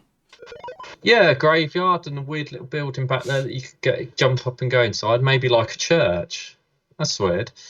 But yeah, I feel like a lot of indie developers and indie developers seem to be like, a game's been successful. It's given me inspiration to make a similar game, and so they'll make similar games. So then you To be lose a bit fair of though, like originality there. to be fair though, the innovation does come in from indie games. Like there are a lot of indie 100%, games, yeah. like Untitled Goose and But I would say what Cult of the you're Lamb, looking stuff like at that. is you've probably got 100,000 indie developers all developing games that are inspired by other successful games, and out of them, maybe let's say 100 that are all trying to do something original, or maybe even more than that. They're all trying to do something original. It's just we only ever get to see the fruits of a limited supply of them, because it is really difficult to actually get a game fully completed and then get it released. I mean. The amount of artwork. I mean, you've done a Steam page for your game, and the amount of artwork you need to create just for the Steam page is Yeah, it's phenomenal. crazy. And then when you start looking at console like PlayStation and that, it's even more insane. There's far more, and the resolutions you have to do them are insanely high. Because everything has to be 4K. And I think Steam are changing all theirs to be 4K now, and I wouldn't be surprised if a lot of them are going to look to wanting 8K. And the issue with that is like where I've struggled generating artwork at 4K. Your machine has to be a little bit of a beast, because mine runs really slow once I'm loading. Because you can't just design it in 4K, because if you design it in 4K. I don't know about you, but when you're designing the artwork, ideally you want to design it at a bit of a higher resolution than what you're currently going to be using it at, because there'll be elements of it that you sort of drawing and stuff like that, or generating if you're sort of rendering it and stuff like that. And it's much better to sort of generate it at a higher resolution and then scale it down so that you get a good level of anti-aliasing around the edges, sort of thing, which looks sharp. Or at least that's the way I do it.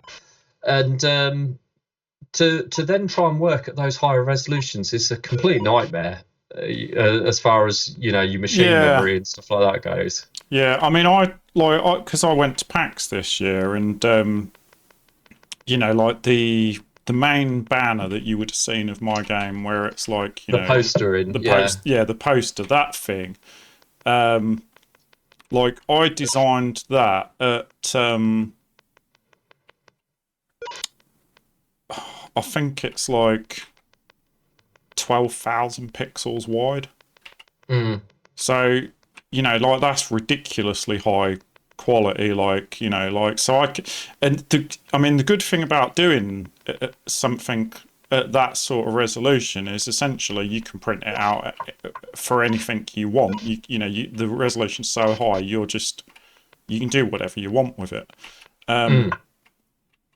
But that said, though, like doing it that high on my computer as well, and I got a decent computer. It's like 4090 with a blooming, a AM516 core.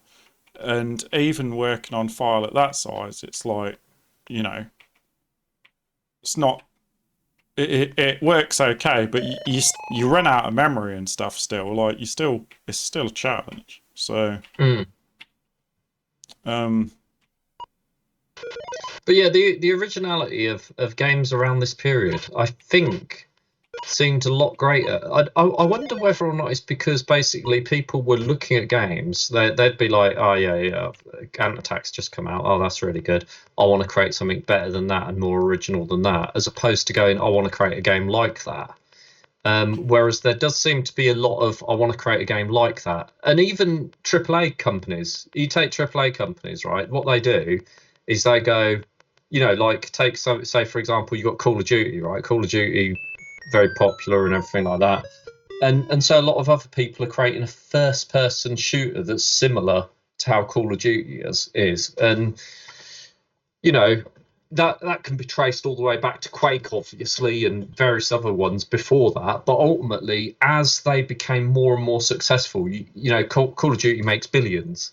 So then, obviously, you've got things like Fortnite and stuff like that, which have tried to do a similar thing, and obviously they're even more successful than Call of Duty now. But they've done a similar thing and managed to essentially not do anything original, so to speak, just recreate the sort of same thing, but do it in a different way. And it's Do you know what I think it is? I think like so back in the days of the Spectrum, right? Like there was I don't know how many games, right? Like but like maybe in 1 year, maybe I don't know, 100 games come out, maybe 200 games, and most of them, you know, or a lot of them, good percentage of them, we would have played or we would have at least heard of them or known about them, this, that, and the other. Whereas nowadays, it's like there's thousands and thousands games come out every year, and we've not heard of any of them because you know, and the reason I think we haven't, and out of those games, there's probably a shit ton that are really innovative, really different. yes, And I think the yes, reason we don't notice them is because nowadays the only games you hear of are AAA games or games that have got a budget set up by Sony or Microsoft or Activision or whatever. And so they spend absolute bazillions of dollars like advertising those games, and that's the only games we've ever heard of, unless like, you know, one of your mates recommends you a game. Whereas back in the old days with the Spectrum, you know, a game would come out, sell 250, you know, million copies or whatever, but their advertising budget was not millions and millions of dollars. It was like whatever it was, 50 grand or whatever it was. They just got it out to the magazines and we'd just read about them all equally. And so yeah, yeah, yeah. I think Every nowadays, game would like, get reported on so I think back nowadays then. there's this kind of really unfair kind of balance where, you know, like big games are spending like, you know, 25 million or 10 million advertising their stuff, whereas small games, you know, they're spending nothing to advertise their stuff. And so you just don't get to hear about the small innovative games nowadays. And I think they do exist.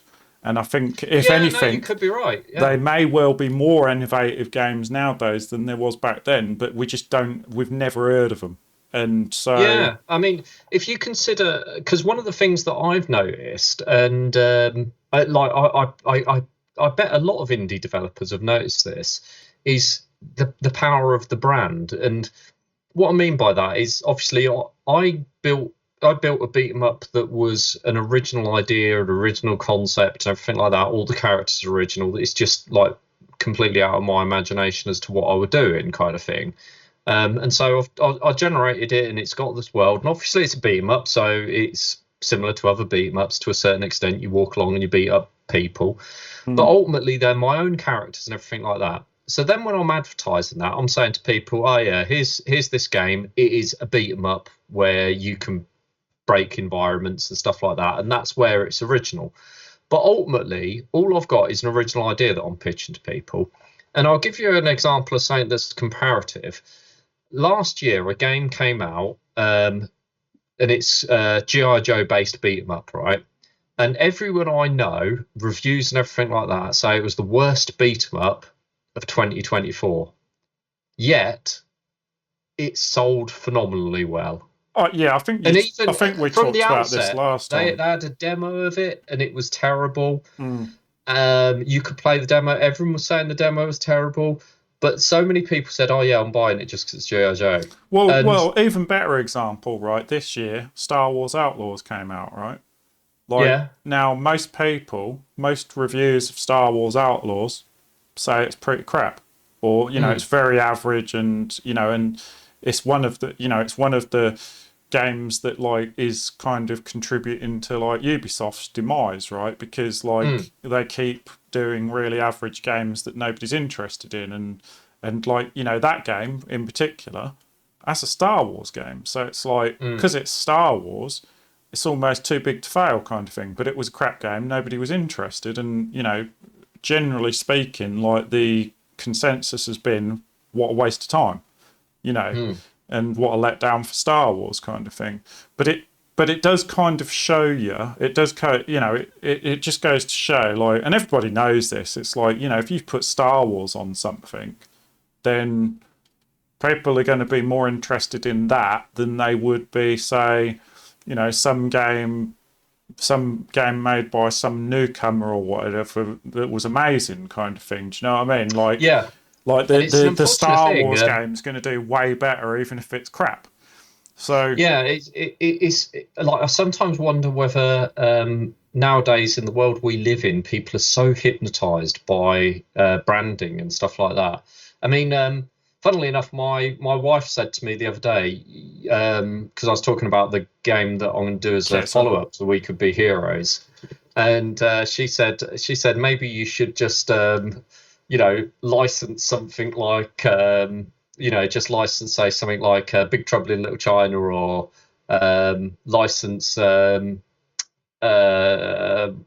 Wish or something like that, just so that you've got a brand behind it. To be honest, it's not a bad idea. And to be honest, like a lot of, like take for example, like RoboCop, like that game that came out recently, right?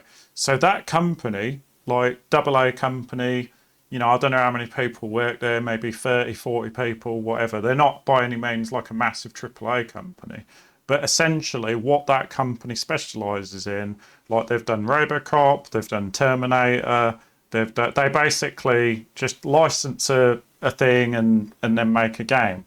But the problem is it's like, it's bloody expensive to license even something like, even something like Big Trouble in Little China, right? You wouldn't think it would cost a lot to license. No, but I bet it'll cost you a shitload. But based on that G.I. Joe game, even if it cost you £100,000, you would make that back by doing a terrible game. So imagine what you would make if you made a decent game. Yeah. That said, I mean, that's not really my forte, because I have no interest in, shoehorning a brand around an idea, and at the end of the day, that's what you're doing when you do a game. Like, regardless of how you look at it, that's what you're doing. It's interesting, actually, talking about licensing and stuff. Did you know, I saw was watching a YouTube thing the other day, and did you know that there was a whole bunch of, or at least two that I can remember seeing on that video, there's two Zelda games that you've never even heard of that weren't made by Nintendo. Oh, really? Yeah.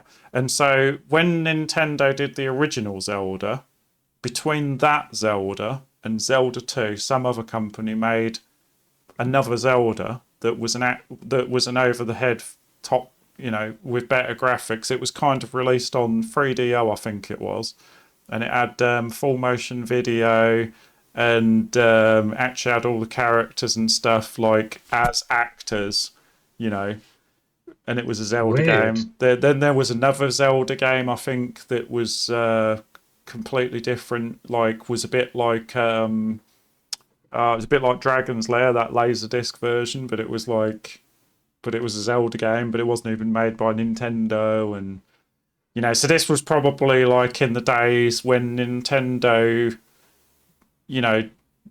probably weren't as precious about their licensing. Like, maybe that's the reason why they started to become precious. That's why they're so precious, yeah. Because maybe they were like, oh my god, what have they done to Zelda? Look, this bit here, this weirds me out. Guest appearance by Paul Fix.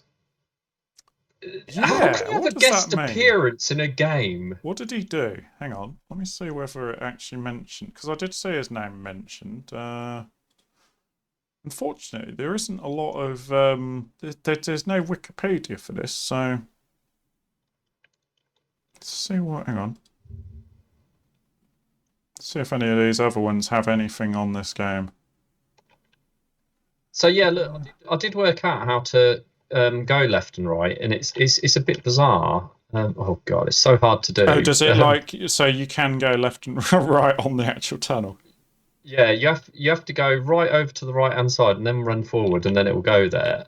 And then then you can pick out of these crystals, and it said you had to shoot them, didn't it? So you shoot one, but you haven't. I have no real idea over where I'm going or what the point of where I'm going is.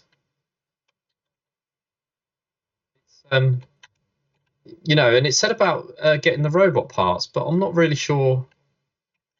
Like, where do you get the robot parts? Even from reading that review that the guy said, I was like, I don't understand where you get the robot parts. So I think the robot parts are you have to go into a certain crystal, like so. One of them takes I think is it the first crystal? So you go into one of those nodes and then so you got to make your way to one of those nodes and then going into one of the crystals. I think it's top crystal takes you to an area where you can go and deactivate a robot part. I'm not exactly sure though. I can have a look it up in a minute. It There is one thing actually I do want to do though, whilst you're doing that, because it's such a confusing game. But I'm do about you to know die, what though? so Like it said maybe the top one. it's just awesome that you can get like just some of these weird games. So cool though. Yeah, so let's say what we think of these games then, because I mean we don't these last two we didn't really play enough to really we're not going to review these last two. No, This is about no. Ant Attack, isn't it? Really, ultimately, Yeah, we were this is just giving these a Attack. We're quick just look. having a look at those other ones. Yeah, I just want And to while we're doing that, I just want to show you something. is it something to do with Paul Fick and how he's a guest appearance? Because I'm so confused by that. A guest appearance in a computer game. I'd get it if I mean, maybe the mask is modelled on him. Maybe that's his face. Yeah, I Right? don't know. Guest appearance. Yeah, I don't know. I'm not. Yeah, I'm not sure what to make of that, to be honest. But I do want to show you this because this is cool. Okay, let's have a look. Okay, that's the front cover to the game Oh, that you're that's pretty playing. funky. I like that. That's a damn good Yeah. front cover, isn't it? Do you know, like, the interesting thing as well, though, like, if you look at the bottom there, it says featuring a new generation of advanced 3D graphic techniques by Sandy White. Yeah. Because I think this was the last game he made, right? As far as I know. So what? Yeah. So what did he do afterwards? Because I don't know, but I guess because the interesting thing is like, you know, they had that game Driller come out in 1987, and that, like, you know, was featuring Freescape, the new 3D graphics engine, but it essentially looked the same as that, didn't it? Really. So I don't know, but anyway, that was the front cover. I I mean, wanted to say that because it looked really good. well, one of the things that oh, hang on. In 1984, the company blah blah blah. In late 1984, they developed the Thompson Twins Adventure, an adaptation of Thompson. Okay, so blah. Zombie. The following years, future times. So maybe he just went into publishing games, like he just sort of mainly done Quicksilver after that. But that says it's redirected from Sandy White Programmer, not actually anything to I do don't with him. think Quicksilver He's must be a different publishing though, because that was published by Electric Dreams, which, yeah, like, Electric Dreams, I can't remember the game, but like there were definitely other things that came out of Electric Dreams there were. because they used to have that He's got squiggly logo. he's got his own website, sandywhite.co.uk, and when you go there, it's got a personal homepage. Hi, this is a placeholder while I figured out how to build a new website. The web host, which hosted my website for 15 years, was recently purchased by another company and is no longer providing an equivalent hosting package. I have re-hosted elsewhere, but not found the time yet to restore the original website. That must Hopefully be coming really soon. old. Well, you'd think that. He put, thanks for dropping in and for your interest, written on the 17th of the 9th, 2024. What? Right? But it's easy to get a it's easy to get a host these days, isn't it? Yeah, Like, it's not that old, so that's 3 months ago. don't know what's going on with Oh, my camera. what's going on with your camera there? You put Vaseline on the lens. I love it. Soft focus. Oh, there you I go. feel it's like you know, since we started this stream, have you noticed it's gone from daytime to nighttime? Yeah. Oh God. Yeah. Because it's obviously getting dark over there. But yeah, it's Yeah, weird right. because Okay, I've got to check his this out now. website, he's got nothing on there. It's just a sample page up in the top corner. But .co.uk. I've got to check this out, man. Like, because in my mind, I'm thinking of a 1990s website. I'm just like, it's it is. literally.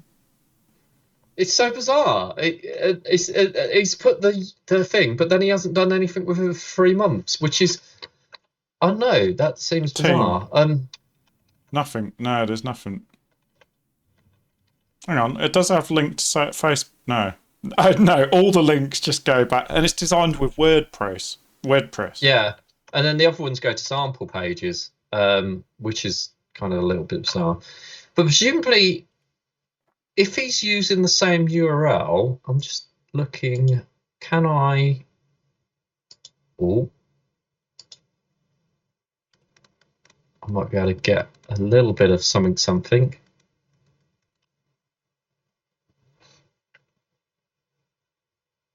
Oh my God. Well, this is bizarre, right?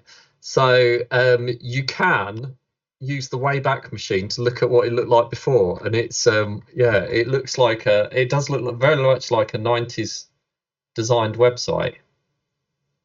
It's even got Space Invaders just randomly bouncing around the screen, like in So early 90s websites. so there's a few so after Eye of Mask, and I'm not even sure that but he also made Max Headroom, that TV show one, and also Strontium Dog, The Killing.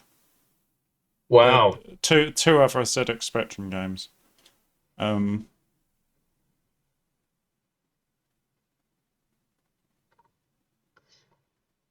Yeah, I mean, And they were published on Quicksilver, so he's obviously a very talented guy, as far as his innovation of the time. But I do feel like he peaked with Ant Attack. maybe. Right, as far as in as far as terms an of actual game goes. in terms of a really good all-round game, yeah. Yeah, I mean, Because the other ones are a bit like even the zombie kind of, if anything, all it seemed to be was Ant Attack with different mechanics, and the mechanics weren't as good as Ant Attack. 100%, yeah. And although he did seem to improve the controls, but like I say, with Ant Attack, if we spent the time and worked out how to redefine the keys, that game would be quite playable, because it's only really controls is the only barrier on that, really. Everything else about it is really good. If you were to get a gamepad and map it all out, it'd be really good. All to the keys, it'd be quite playable, and I reckon you could have a good whack around. Because it's a good game. Because the only reason why you screw up is because you take your key, you take your finger off the key, and you're like, oh God, what key was it? Because it's so weird. Or you have to look down at your keyboard. And I also find it a bit weird with some people. And I don't know why this is a thing, right? But when you're doing controls, generally you're using your left hand these days to do your directional control, right? Like WASD, or it is on a control pad, it's the left thumbstick and whatever, and that moves you around. So to have the direction change be done with my right hand and the forward and backward be done with my left hand feels a bit weird to me. And the shoot, it feels a bit weird. So that's kind of one thing that sort of messes with my head a little bit, is I feel a little bit back to front on it. But yeah, forgetting the controls, because there's been plenty of games that have had poor controls. I mean, let's face it, School Days' controls are a little bit all over the place. So forgetting that, I think as a game, Ant Attack pretty darn good, I thought. it's a difficult out of tenor because I think it's quite limited and it has limited replayability. But that said, I swear when we were younger, Oh, we we played played that Ant Attack loads. a hell of a lot. We played it loads. I would say, depends how you It's no look at it. school Because days. I would say that, like, you know, something in the same year, like we're talking about, is Manic Miner, isn't it? Manic Miner and I still Lunar think Jetman. like I still think Manic Miner is probably king Sorry, on the game. Jetpack. Probably still king on the gameplay element. Like I still think Yeah, Manic Miner in 1983 was like probably the best game we've played so far. and then Jetpack would And be then next. Jetpack was amazing because it was arcadey. Manic Miner had a lot more depth in its playability because it had the puzzles and stuff, didn't it? Yeah, In I terms mean, of, see, in terms of, I would say, like, in terms of, Boulder Dash was 1983 as well, wasn't it? oh yeah, and that's awesome. That's So, amazing. see, I'd say, like, Boulder Dash just had, like, so sandbox. You could just so much with that. And I kind Mm. of feel like, in a different way, like, Ant Attack is a little bit sandboxy as well. But I do like it is limited though because it's like you've just got one level that doesn't ever change. You got Mm. ants chasing you around the level, and you just got to find your counterpart. I feel if they would have given different difficulty levels that sped up and slowed down the ants, then they would have actually give you a lot more replayability. Um, I think the fact that like you can view the level from 4 different angles is pretty interesting. Like because that kind of in a way that kind of you could like because I can't imagine you'd be running around like changing the angles much. We never did. no. But in some ways, it could mean that you could play that level from 4 different angles. So that kind of would give it a little bit of replayability. Mm. But I think the thing is, it's like you know we were very quickly through it and kind of you know we kind of were exploring these other games, and I Mm. think you know with Manic Miner we literally played that and we were cheating and we played that for 2.5 hours straight and we just kept going and so Yeah, I felt a little bit like with Ant Attack, like me doing my play and then you doing your play. I felt like we'd almost explored every aspect of the game within half an hour of the yeah stream. it's not to say that it's not addictive like I was definitely wanted to play it more but it was like ultimately it was the controls that like stopped me but like it is addictive but there isn't that much to it like there's not much to, you know once you've worked out how to paralyze the ants. You know, once you Yeah, got it's used to the good quality. grenades, I liked some of the bits, like the jumping on the ants, and yeah, some of it's good. it's a pretty good game. It's And just it's my only unique. It thing. is unique as well. Yeah, I mean, ultimately, if I'm giving it a score out of 10, I'm going to say it's somewhere between a 7 and an 8. I think that's fair. I was going to give it an 8 purely because you know what surprises me about the zombie thing, right? Like, I'm Yeah. surprised that he went down the direction of essentially same sort of level as Ant Attack, but you've got a helicopter and some different mechanics. Because if it Mm. was me, I would have thought that the obvious way to expand that would have been like to make the world bigger in both directions, including up. Could you imagine playing Ant Attack 2 where it's like, you know, you're literally climbing up stairs for like, you know, 3 times bigger than what Ant Attack is, and then there's a different platform up there, and you're exploring around there, and then you go down a bunch of. Do you know what I mean? You could really And then take you could it do different type of ants. 10 different type of ants, different type. Like it could have done like a Yeah. different. I think he would have been better off to do a different type of game, where similar sort of game in the sense that you've got little same sort of controls, but maybe not spread out the keys so far. Make it so you could redefine the keys. Make it so you got attacked by different types of enemies, but just made it so that the level went higher and it wasn't just these like little forms that you were climbing, but the whole level scrolled because it doesn't scroll Mm. vertically so much. It just kind of Do you know what I mean? But yeah, I'd say 8. I don't think it's as good as things like Ant Attack and Jetpack. I would say that it's really well executed. I'd say that. Like it is really well executed. Like like for that what he's done there, it's really well made. And yeah, it's a great game. I was going to say it doesn't have any bugs except for that camera bug seems to happen quite a lot.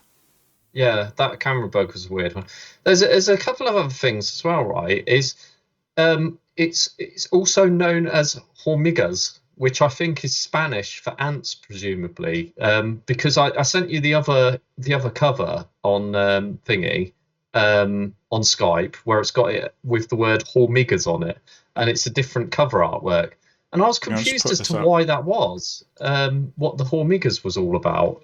But it definitely looks like it's in Spanish or Mexican or something like that. But yeah, I couldn't find any information on why that exists and why it's called that. But yeah, I think it probably. I mean, hormigas means ants, but it's not ant attack. It's just hormigas. I wonder if he's got like some sort of Spanish heritage, or maybe his wife's Spanish or whatever. Yeah, I tried looking up. I couldn't find it. Couldn't find much on him related to that. There isn't a lot on it, to be honest. No, on him in particularly, or on Angela,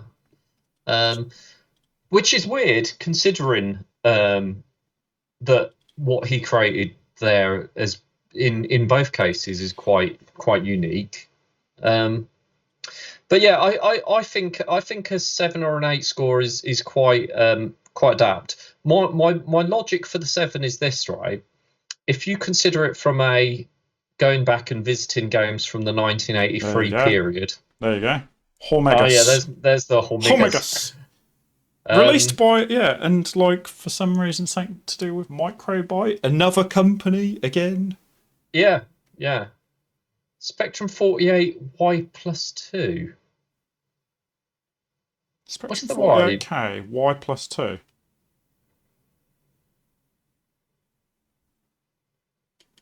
I don't know. I don't know what that is. Anyway,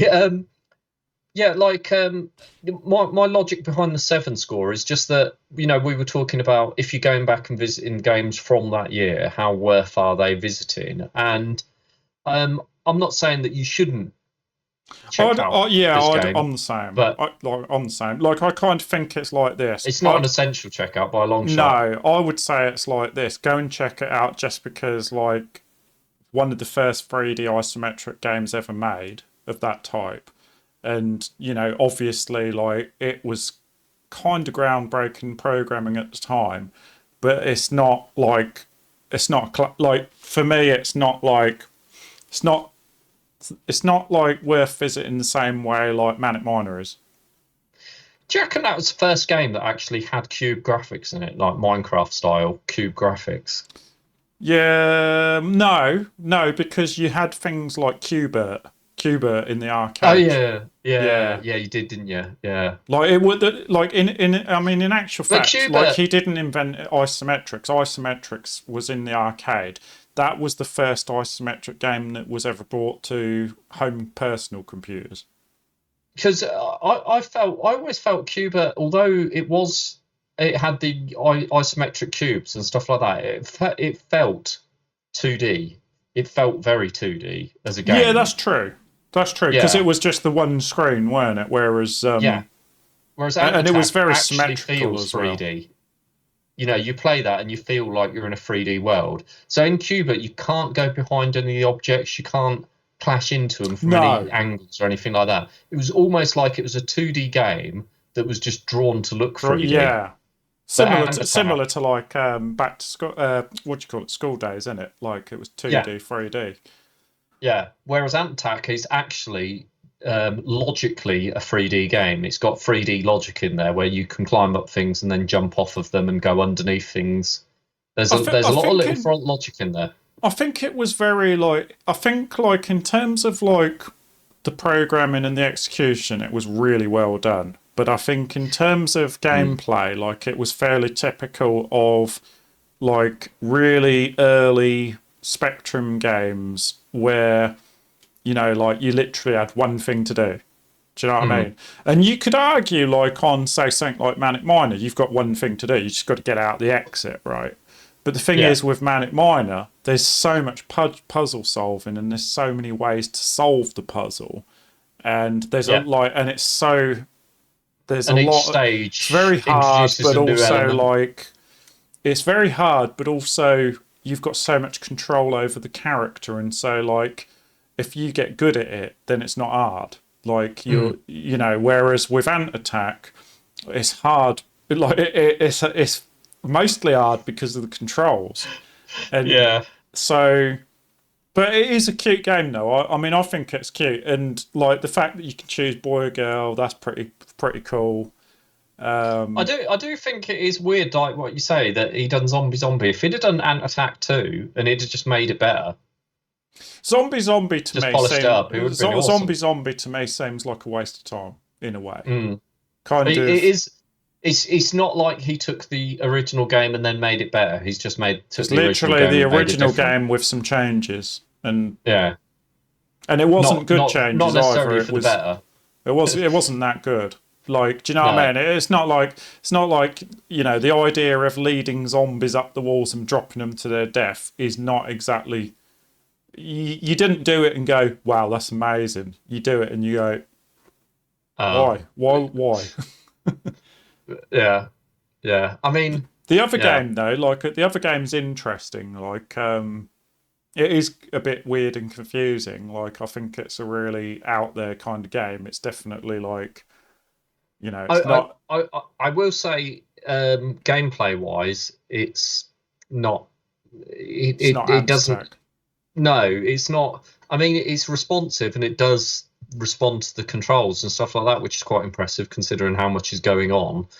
But like for instance, the turning left and right, getting it to turn left and right. Sometimes you have to be all the way over to the edge to get it to properly turn. It doesn't seem to turn if you're a little bit over.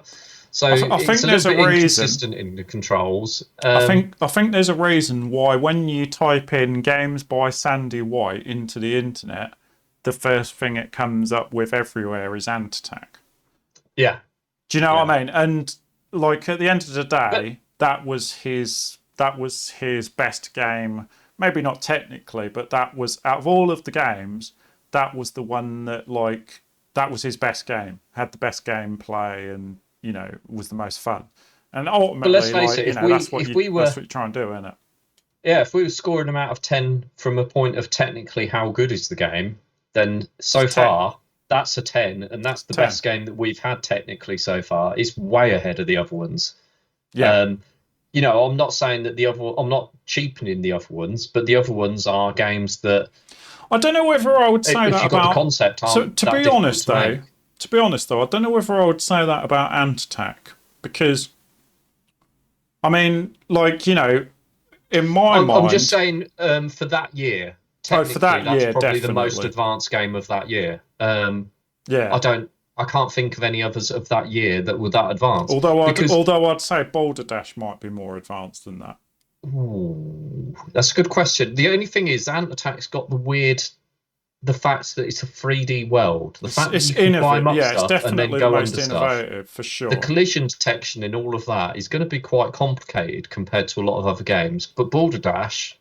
I would argue though that Boulder Dash's sandboxy nature and the fact that, you know, you've got all of those boulders and everything all moving at once, and, you know, there would have been a lot of time slicing to get all that to happen, and like, I just think, like, when I think about like isometric world like that, how I would do it, like, and I'm not even talking in a modern game engine. I'm talking if I had to do it with 2D sprites. If you're doing it in the Spectrum, even if you had to do it in Unity or anything, if you didn't do it in 3D, if you were actually doing it in 2D sprites, it wouldn't be that hard to do, because it's isometric and like all the sprites are the same size and stuff, and so all you'd have to do is make sure you drawed everything up in the right order. I'm more thinking of like To me, although in Balderdash you got the time slicing, it is straightforward 2D collisions. Is this thing in the same alignment as this collision? And ultimately, they're almost very binary: position 1, position 2, position 3. Yeah. In this, you've got characters that are climbing up things and then able to jump off of those things, and the same things they climb up, they can also walk underneath. You got a lot of If I, actual I mean, 3D look, if I had collisions to going guess there. on how he's doing that, then I would say that, like, you know, normally with a 2D game like Balderdash, you'd have like an array X and Y, and you know, these are the different things This in is the this is array. just a 3D array It's or just a an array 3D that's array. offset. Like he's like got a 2D But array for each bit, and that's probably why the world isn't that big and that's probably why in the zombie game the world couldn't be that big because totally essentially it's much memory. more data. But all I'm going to say is nobody else at that Nobody else time would done it do it. though. Yeah, And it whereas was original. Balderdash, the 2D collision, everybody's essentially doing that. But I would say, You've yeah, got to give them it for from the a technical time. point of view, those guys, those two games, they're top end technically. They're your 9 and your 10, And and again, then and again though, like we were saying before, right? When we first played Boulder Dash, right, we were like, you know, scrolling's jerky, but scrolling in 1983, like proper full screen scrolling, because it's like, you know, you did have scrolling on Horus, but Horus Goes Skiing is just objects that are scrolling. They're not. It's not the whole screen. Whereas, you know, Boulder Dash, whole screen. Whoa. And I think the same with Ant Attack. You know, not only is it full screen scrolling, but it's full screen scrolling with isometrics. And it's you know, very smooth.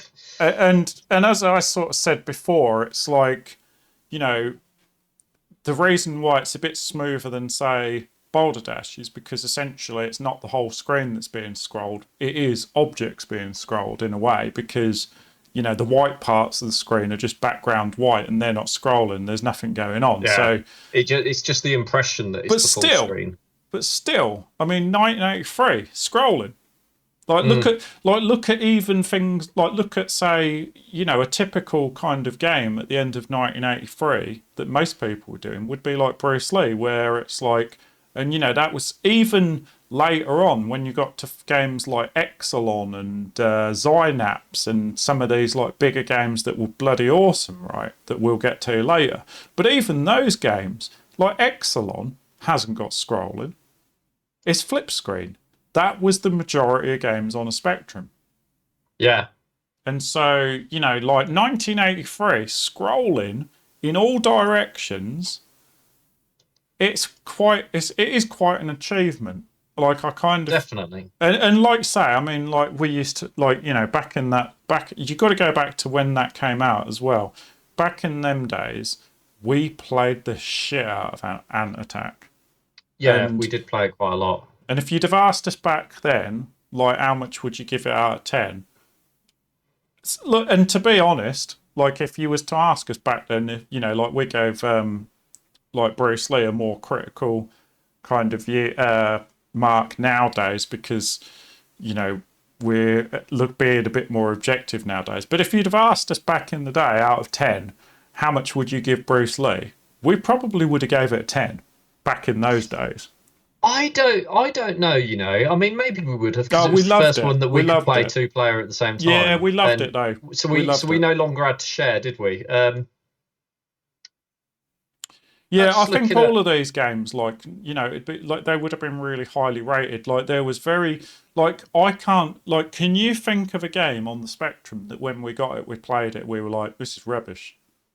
Well, no, not really. Most of them were pretty good, See but now, but conversely, by the time we progressed to like things like Nintendo, there were games on the Nintendo that were rubbish. is that because the other games were of such high quality? You've Well, played yeah, Super Mario Brothers. yeah. But my point is it probably wasn't until very later on in Spectrum days when maybe you know you got a film tie-in, but like there was very few games on the Spectrum that we got hold of. We were like, this is crap. They're all good. Yeah, in the first instance, I was just looking at what games were released in 1983 because we are close to having done most of the ones we wanted to do in that year. Is there any One others of on the list that like sound like they're worth looking at? Well, there's a game called 1984 that's confusing me because I'm like, a game called 1984 released in Okay, 1983. That's just curious. yeah. I wonder if that's based on the book. Oh yeah, probably yeah. I'm just I'm not seeing any because I'm scrolling through the list on World of Spectrum, which is obviously a far more comprehensive list than their site's a bit glitched with paging, which is a shame. Okay, But so yeah, I've got a list here. Top 25 games made on ZX Spectrum in 1983. yeah. We've got Last Ninja was released in 1980. No, it wasn't. No, that's not in order. Yeah, World of Spectrum's a bit rubbish for it. Antax on there. I'm just looking at some of these other games. Some of these other games, man, I'm just like, really? I mean, like, this is the thing, right? Like, when I'm Really, as scrolling, in really for that year, or oh, just doesn't look that good. Like, they're probably okay, but like, just to give you an example, right? The kind of thing like that, like things like Ant Attack was up against, right? Like, there's a game there's we a do game. need to check out Chucky Egg. Oh, is Chucky Egg on there? Is it? Yeah, I didn't realise that year. Oh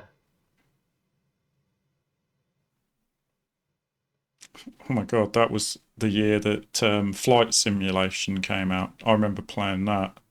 That was pretty. That was pretty. That was pretty bad. Death Chase is 1983. Yeah, Death Chase, Chucky Egg. Is Trans Am worth checking out? I seem to remember it being not bad. Psst is on there as well for 1983. And Psst is a definite worth checking out. Birds and the Bees. Oh, Birds and the Bees is on there. Yeah, Bug Bite Software. That seems to ring a bell as being quite good.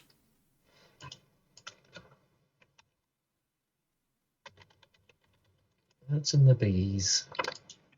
I do remember Birds and the Bees. I mean, maybe what we could do is we could do an episode where like we run through a whole bunch of games. Like, Yeah, because you got I think things we like might. there's because there's a lot of games where you like we probably wouldn't play them very long, like, but maybe we should check them out. Mm, mm. I think because I'm just wondering whether or not I mean Psst is a definite decent one, but I'm just wondering how much you can play Death Chase. Yeah, well, Death Chase is such a good game, but it's like, honestly, are we going to play it for more than half an hour? That's the thing, isn't it? Similar, it's going to be similar to Ant Attack, really, isn't it? It's that kind of a length of game. Yeah, and arguably, I know people might say the same about something like Psst, but similar to Jetpack, that's about us actually competing against each other to see who can get the furthest more than anything, isn't it? I mean, they're arcade games and they're good games.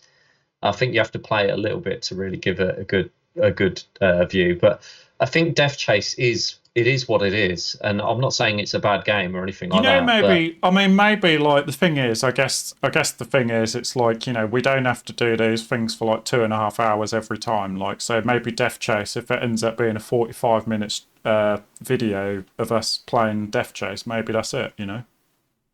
Yeah. It'd be a shorter one, wouldn't it? Well, what we could always do. We could, if we play something like Death Chase and it's a half-hour kind of game, like it could be a 45-minute stream of that, and then we could play another game and do 2 streams. Yeah, I guess the thing is with those ones, it will be a case of those can be the old speed streams. We could whack out a quick speed stream of 3 or 4 of them. But yeah, I think the Birds and the Bees doesn't look like it's that great. You've just like mortified the publisher of the Birds and the Bees. You know? I have, haven't I? No, I'm looking down these things and some of these games, man. Jesus, like I remember this, right? Do you ever remember playing Stop the Express? No, that See, doesn't sound. I look at Stop the Express and I used to play that, and basically it's like you're on the top of a train and you have to jump between the compartments, and then you have to like, I think you either have to shoot people or fight people or whatever. But it's pretty lame, right?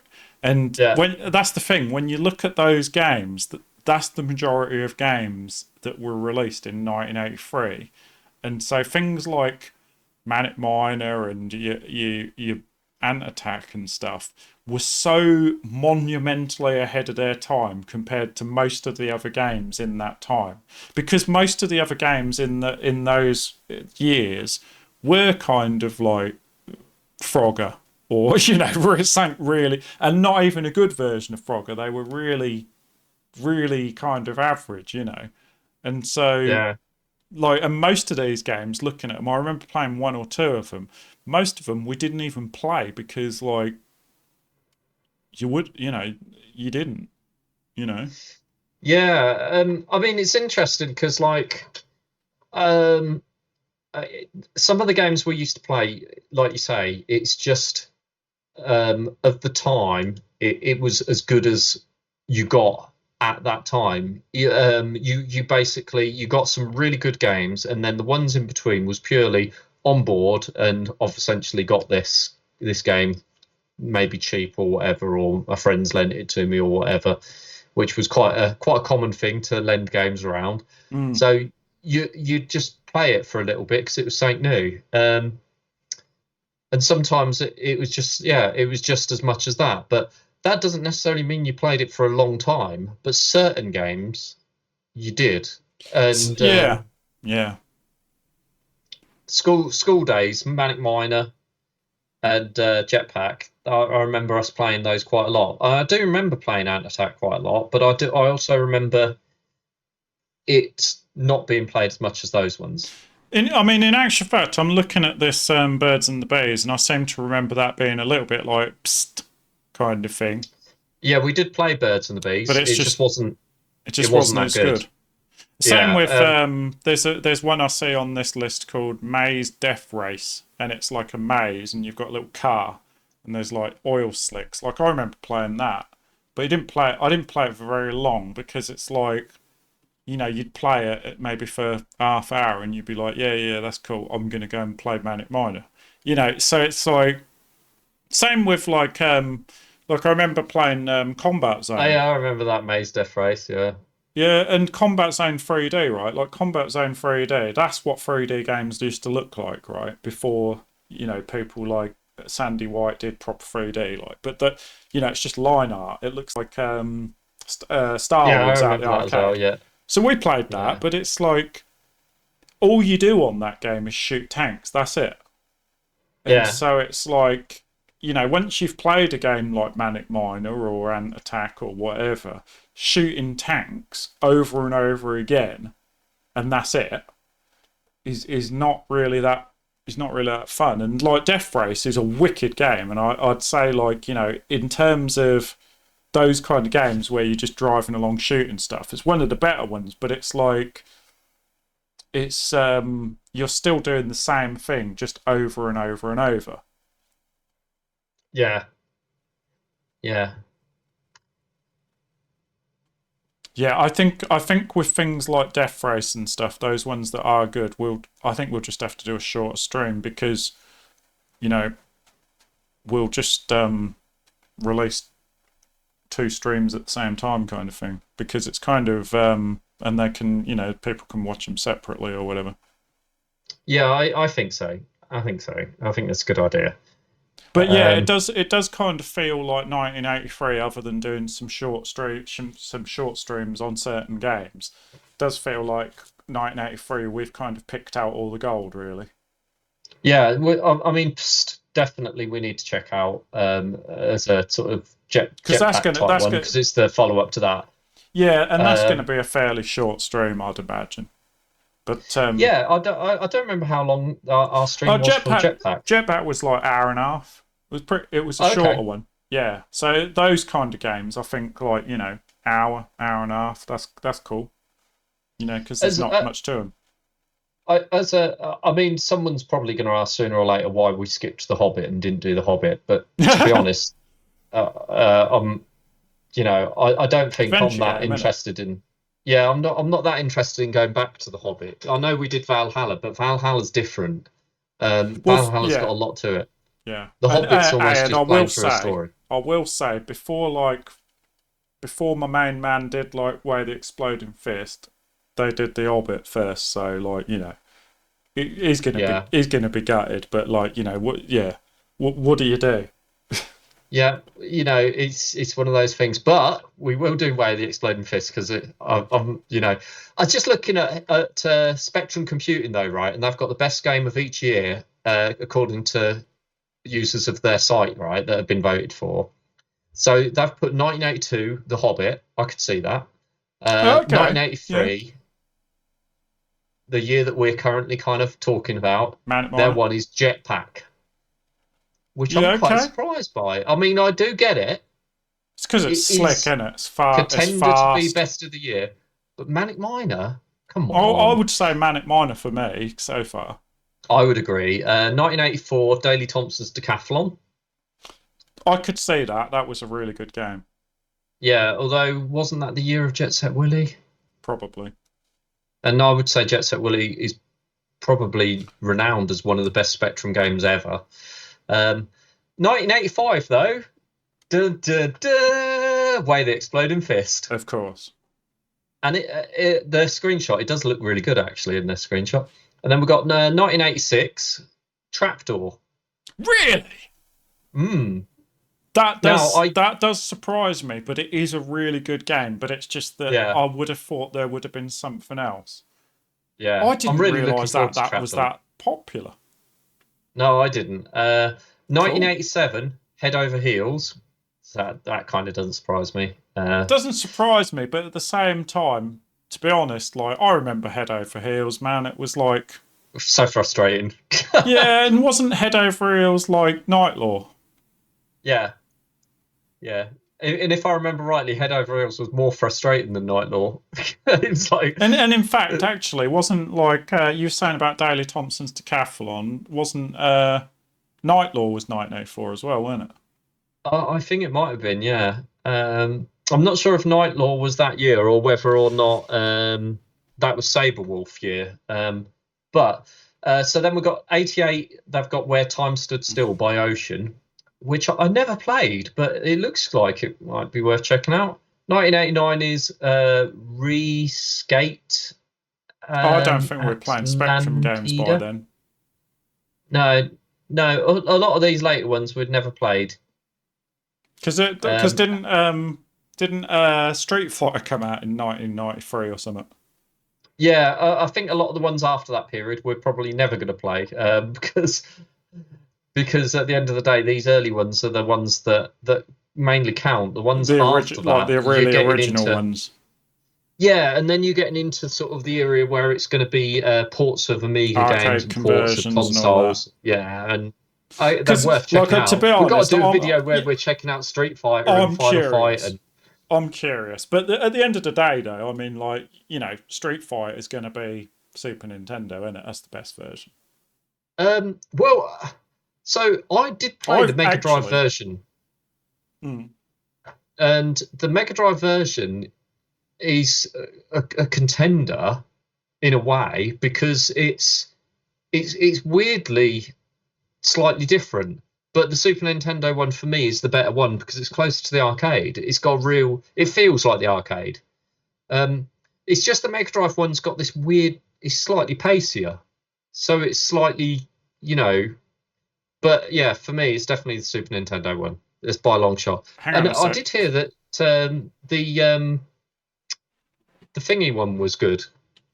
I've got something that I just want to check if I've got in my. Yeah. Yeah, apparently the PC Engine one's really good. Oh.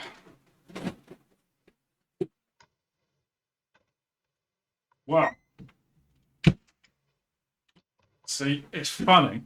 Sorry, I didn't want to show off all my clothes and stuff, but I assumed that was going on. so Going on. I got a few things here.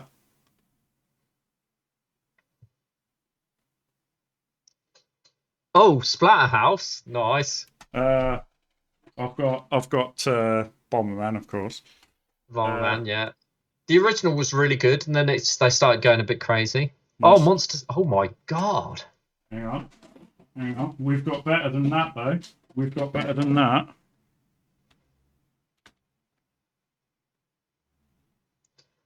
Oh wow! So Street Fighter. Is that the PC Engine edition? PC Engine one, yeah. So the and have you've played that then? Yeah, it's amazing. But is it better than the SNES, or is it? I would argue that it probably is, yeah. And then I had heard it was. Somebody said online that it was. Is that Devil's Crash 2? Dungeon Explorer 2. Oh, Dungeon Explorer 2. Sorry, the camera's mirrored. Oh, is it? Oh well, that's good then. I'm and then so I'm reading them backwards, but you get the idea. Yeah, then you got of course Space Harrier. Space Harrier, which PC Engine version was fantastic. Every other version was useless. Legendary Axe, of course. Yeah, Legendary Axe. Yeah. What else have we got? Bomberman 94, another Bomberman. Bomberman 94 was a very good one. Yeah. What else have we got in here? Oh yeah, we got Gradius 2. Oh, Gradius 2, brilliant. Yeah. And Salamander, right? No, Gradius 2 was different from Salamander. The original Dungeon Explorer. Yeah. So this, so I'll tell you how good Street Fighter 2 is. I've still got it plugged into the console, right? It's still in the console. Right. And so with Street Fighter 2, you get so a normal PC Engine cartridge looks like that. That's a normal PC Engine cartridge. Just a thin PC Engine cartridge. Street Fighter, on the other hand, has got this kind of chunky, extra. Oh yeah. You can see that. Yeah. Extra thing built into it. And so so Street Fighter 2 is actually a cartridge, but it seems to have some sort of extra memory built onto it, or some sort of special graphics thing. But yeah, it's a really good version of Street Fighter. I would say that it's probably better than the Super Nintendo version. It's kind of it's faster. Yeah, see, I that's what the Mega Drive one's like. The Mega Drive one is kind of better than the SNES one, but the SNES one's truer to the arcade, and so in that respect, it's kind of a bit of a weird thing. But yeah, let's just say the ROM version. Yeah. And then you've got the audio issue. The Super Nintendo audio is just a little bit better on Street Fighter. So I'm going to give it to the SNES out of that and the Mega Drive, but they're all good versions, to be honest. Yeah. So Night Law, Taz, was 1984, and that was the year that they said Daley Thompson's Decathlon. And I'm not sure that Daley Thompson's Decathlon is better than Night Law, but maybe it is. I think the thing about Decathlon that maybe where it's got a bit of an edge was that in a way it's a little bit like Wario, because it's a whole bunch of games individually, isn't it? And you can kind of play it 2-player and stuff. So Trans Am's by Ultimate. Oh, Was that 84? Was it? Yeah, 83. Oh, okay. So probably worth. So we might have to do an ultimate roundup where we do. Because a lot of their Trans-Am. games came out in 1983, 1984, didn't they? Yeah, Trans-Am and Lunar Jetman are all at 1983, unfortunately. So we've got to do all of those, but we didn't really want to do too many of the same publisher in the same time. But we might have to, just because they're the best ones left in 1983, pretty much, other than Death Chase. Yeah. But yeah, like you say, we could do short streams for each of those, and yeah, get through them two at a time or something. Maybe 2 or 3 at a time. Yeah. Well, with those smaller games where we know they're just, it's just we know it's going to be quick, like Death Chase and stuff like that. Yeah, I mean, I'm not sure how long we'd need for those other ones, but we could sort of try and tie them up quickly. But it's just Lunar Jetman. I'm not sure how simple that is for us to try and sort of do enough in it. And I'm assuming that it's very similar to Jetpack at the end of the day. Well, that was just like level after level, you're just attacking things, ain't you? Whereas Lunar Jetman, I think, is a bit more... Like, even Lunar Jetman, to be honest, I don't think there's loads to it, because, like... No, it's just a bit scrolling. Essentially scrolling, but you're just building a ship to get off the planet, ain't you, or whatever, off the moon. Yeah. And then Trans-Am, I have no idea. It's just a I have no idea either. I have no idea, but it's got to be. If it's ultimate, it's got to be pretty good. Well, I mean, to be fair, like, look, we've managed to make Ant Attack last 2 hours and 40 minutes, so, I mean... Yeah, on that note, I suppose we should call it a sesh. Yeah, I suppose so. But yeah, Ant Attack I think actually only lasted about half an hour before we went, we've done everything on this. But it's a good game. Like, we just only did half an hour because, see, the difference is when I played Ant Attack, it did take me back to playing it when we were younger, and I remembered everything, and I knew everything we'd done, and I remembered all those experiences we'd done, and that's it. There isn't much more to it. Back in the day, I'd imagine we played that for 2 hours, and then went, yeah, okay, now let's boot up Manic Miner or whatever, and played something else. That's not to say that we didn't then go back to it and have a little play on it every now and again, but I can't imagine you playing that for 2 or 3 hours, taking it in turns. I would imagine it's, you play it for about an hour, take it in turns, and move on to something else. It's just almost, it's like a simple arcade game, isn't it, really? I mean, in a way, like, really, I mean, it's like Jetpack in a way, isn't it? Jetpack's same. Yeah, I mean, you're not going to be playing that for 4 hours, are you? It's just a simple arcade game, really well executed. It's not like... See, I would say out of the games we've played so far that are a bit more in-depth, like, probably the most in-depth one we've played so far is probably School Days, isn't it? I was surprised in that list that I was reading out earlier that The Great Escape wasn't on there. Because, Yeah, well, that was an amazing game, wasn't it? Yeah. School Days wasn't on there, and that surprises me. School Days is probably, for me, one of... What year was School Days? I thought it was 84. Because, see, to me, like, School Days is, like, monumentally good game, isn't it? It's really... It's got yeah, 1984. See that I would put... you know what, right? We're going to have to play Daley Thompson's Decathlon, aren't we? We are. And because, like, I'll tell you what, if them bastards are lying, man... I'm going to be annoyed because this would be my one thing, right? Do you know the only reason why School Days isn't the best game on the Spectrum is they released Back to School, and that's it. School Days is so good. School Days was so good, and so was Back to School. Back to School was just, but right. Back to School is a good example of like what I was saying he should have done with Ant Attack. Like, yes, exactly that. Because Back to School is basically School Days but bigger, isn't it? But it's everything that you Yeah. loved about School Days, but like just bigger and better. Yeah. And it's kind of like, I'm still playing School Days, but I wish there was more to it. And then Back to School come out, and it's like, oh, this is School Days, but there's more to it. Yeah, it was really good. Because didn't it, like in Back to School they had the girls' school as well, didn't they?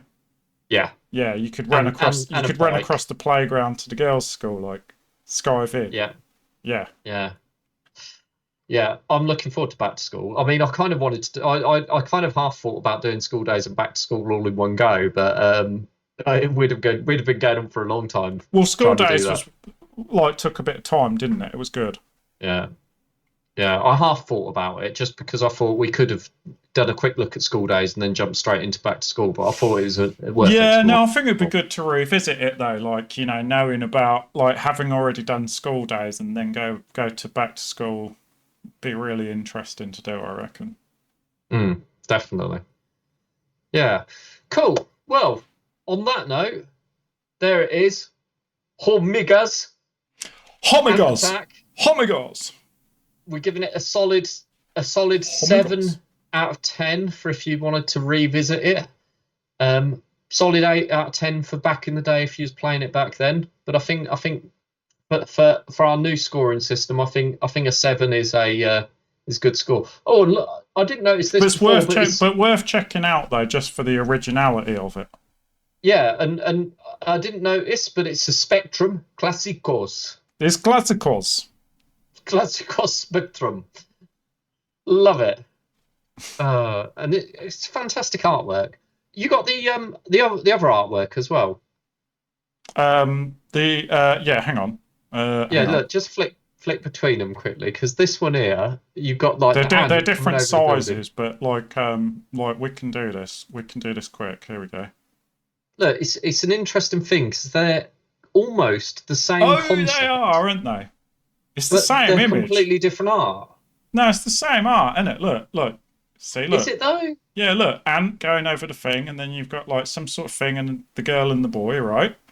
Yeah. And then if I swap back to the other one,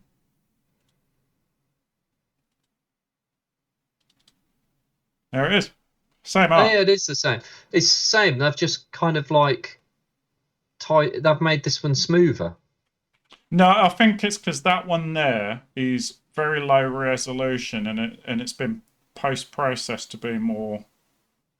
It's something to do with the print, maybe, or no, I think it's to do with whoever like uploaded that to the internet. They messed with it in. That one there is like a photocopy, and it's photographed from a photocopy. That one there, it's been dodged with. Right. So this one here, when that one's been photocopied, we've lost a little bit of definition on it, and then when that one's been uploaded, they've been processed it a little. Yeah. So that's what's going on. Yeah, so exactly the same image. They probably looked they probably looked very similar, depending on the print. If you had them at the time in the case, yeah. I always find it interesting on these screenshots. I love how it's like you can see the fold, like the fold of the where it bent. Yeah. Do you know? No screenshots of the game though. No. And drawing back to Bruce Lee, which I know people are going to be annoyed for us for doing, right? But on Bruce Lee, they the had Spectrum version, they had screenshots of the Commodore 64 one. Yeah. They knew their game was bad, so they had to try and sell it with a better image. Yeah. And in actual fact, when you compared apples to apples, the Commodore one probably didn't look better than the Spectrum one anyway. No, because it was quite bad. But it did look quite good zoomed out, I suppose. It had because like it wasn't like an actual screenshot, was it? It was like a photograph of a TV, so it kind of like had all sorts of texture all over it and stuff. Yeah, they'd somehow made it even look better on the. But to be honest, though, that did become a thing later on. In that, like you'd get a Spectrum game, and it would either show the Commodore version, or even worse than that, like sometimes it wouldn't even show an actual screenshot. It would show like they'd get the screenshot, and then they'd do vector art over the top of it and show you that. And and it wouldn't even and so there'd be no pixels, and you'd be looking at it and go, bloody hell, this looks good. Because when the Amiga first came out, we didn't get an Atari or an Amiga to start off with, because we weren't particularly well off. We had an No. Amstrad Well, and a they weren't, and Spectrum. also they weren't games machines. Like I think when the Not at first. when the Amiga first came out, didn't have many games. No, it was a long time before it started getting some games. But Well, for a long period of time in our youthful years was probably like a year, but like maybe even 6 months. yeah, but yeah, maybe yeah, but look, it wasn't exactly like, didn't seem like it was going to be a game. When you watch, thing is though, when you watch YouTube like histories of like, it was intended to be a games machine. But I remember we got IK Plus for the Amstrad, and yeah, it was a good game. It was really good on the Amstrad, good audio, everything like that, good graphics. But I do remember being a little bit disappointed because the box artwork showed the Amiga version of it and didn't say that it was the Amiga version. So you looked at it and you went, Jesus Christ, that looks amazing. And then you got it home and it was a little bit blocky compared to the box. Yeah, I remember. I mean, the one that stood out to me was, do you remember that game? What was it? Grog's Revenge. The one where you like riding around on a wheel. Ooh. It's like a Stone Age kind of game, and you kind of like riding. Yeah, I remember that. Yeah. So the back of the box of that, I can't remember what version that they were showing. But the back of the box of that, I don't think it was Commodore. It might have been BBC. It might have been something else. But whatever the back of the box that they showed of that looked incredible. It didn't even seem to have pixels. It was just like this perfect, kind of graphics. And so when you're younger, you don't think to yourself at first, like, you don't really sort of like think, well, there's no way the Spectrum could do that. You just look at the screen and go, that looks bloody amazing. I'm just looking at it and I've got a feeling that the stuff they're showing on the box is drawn. That's what I thought. Like, that's what I was saying before about, like, they vector graphics over the top of the actual game to make it look amazing. Yeah.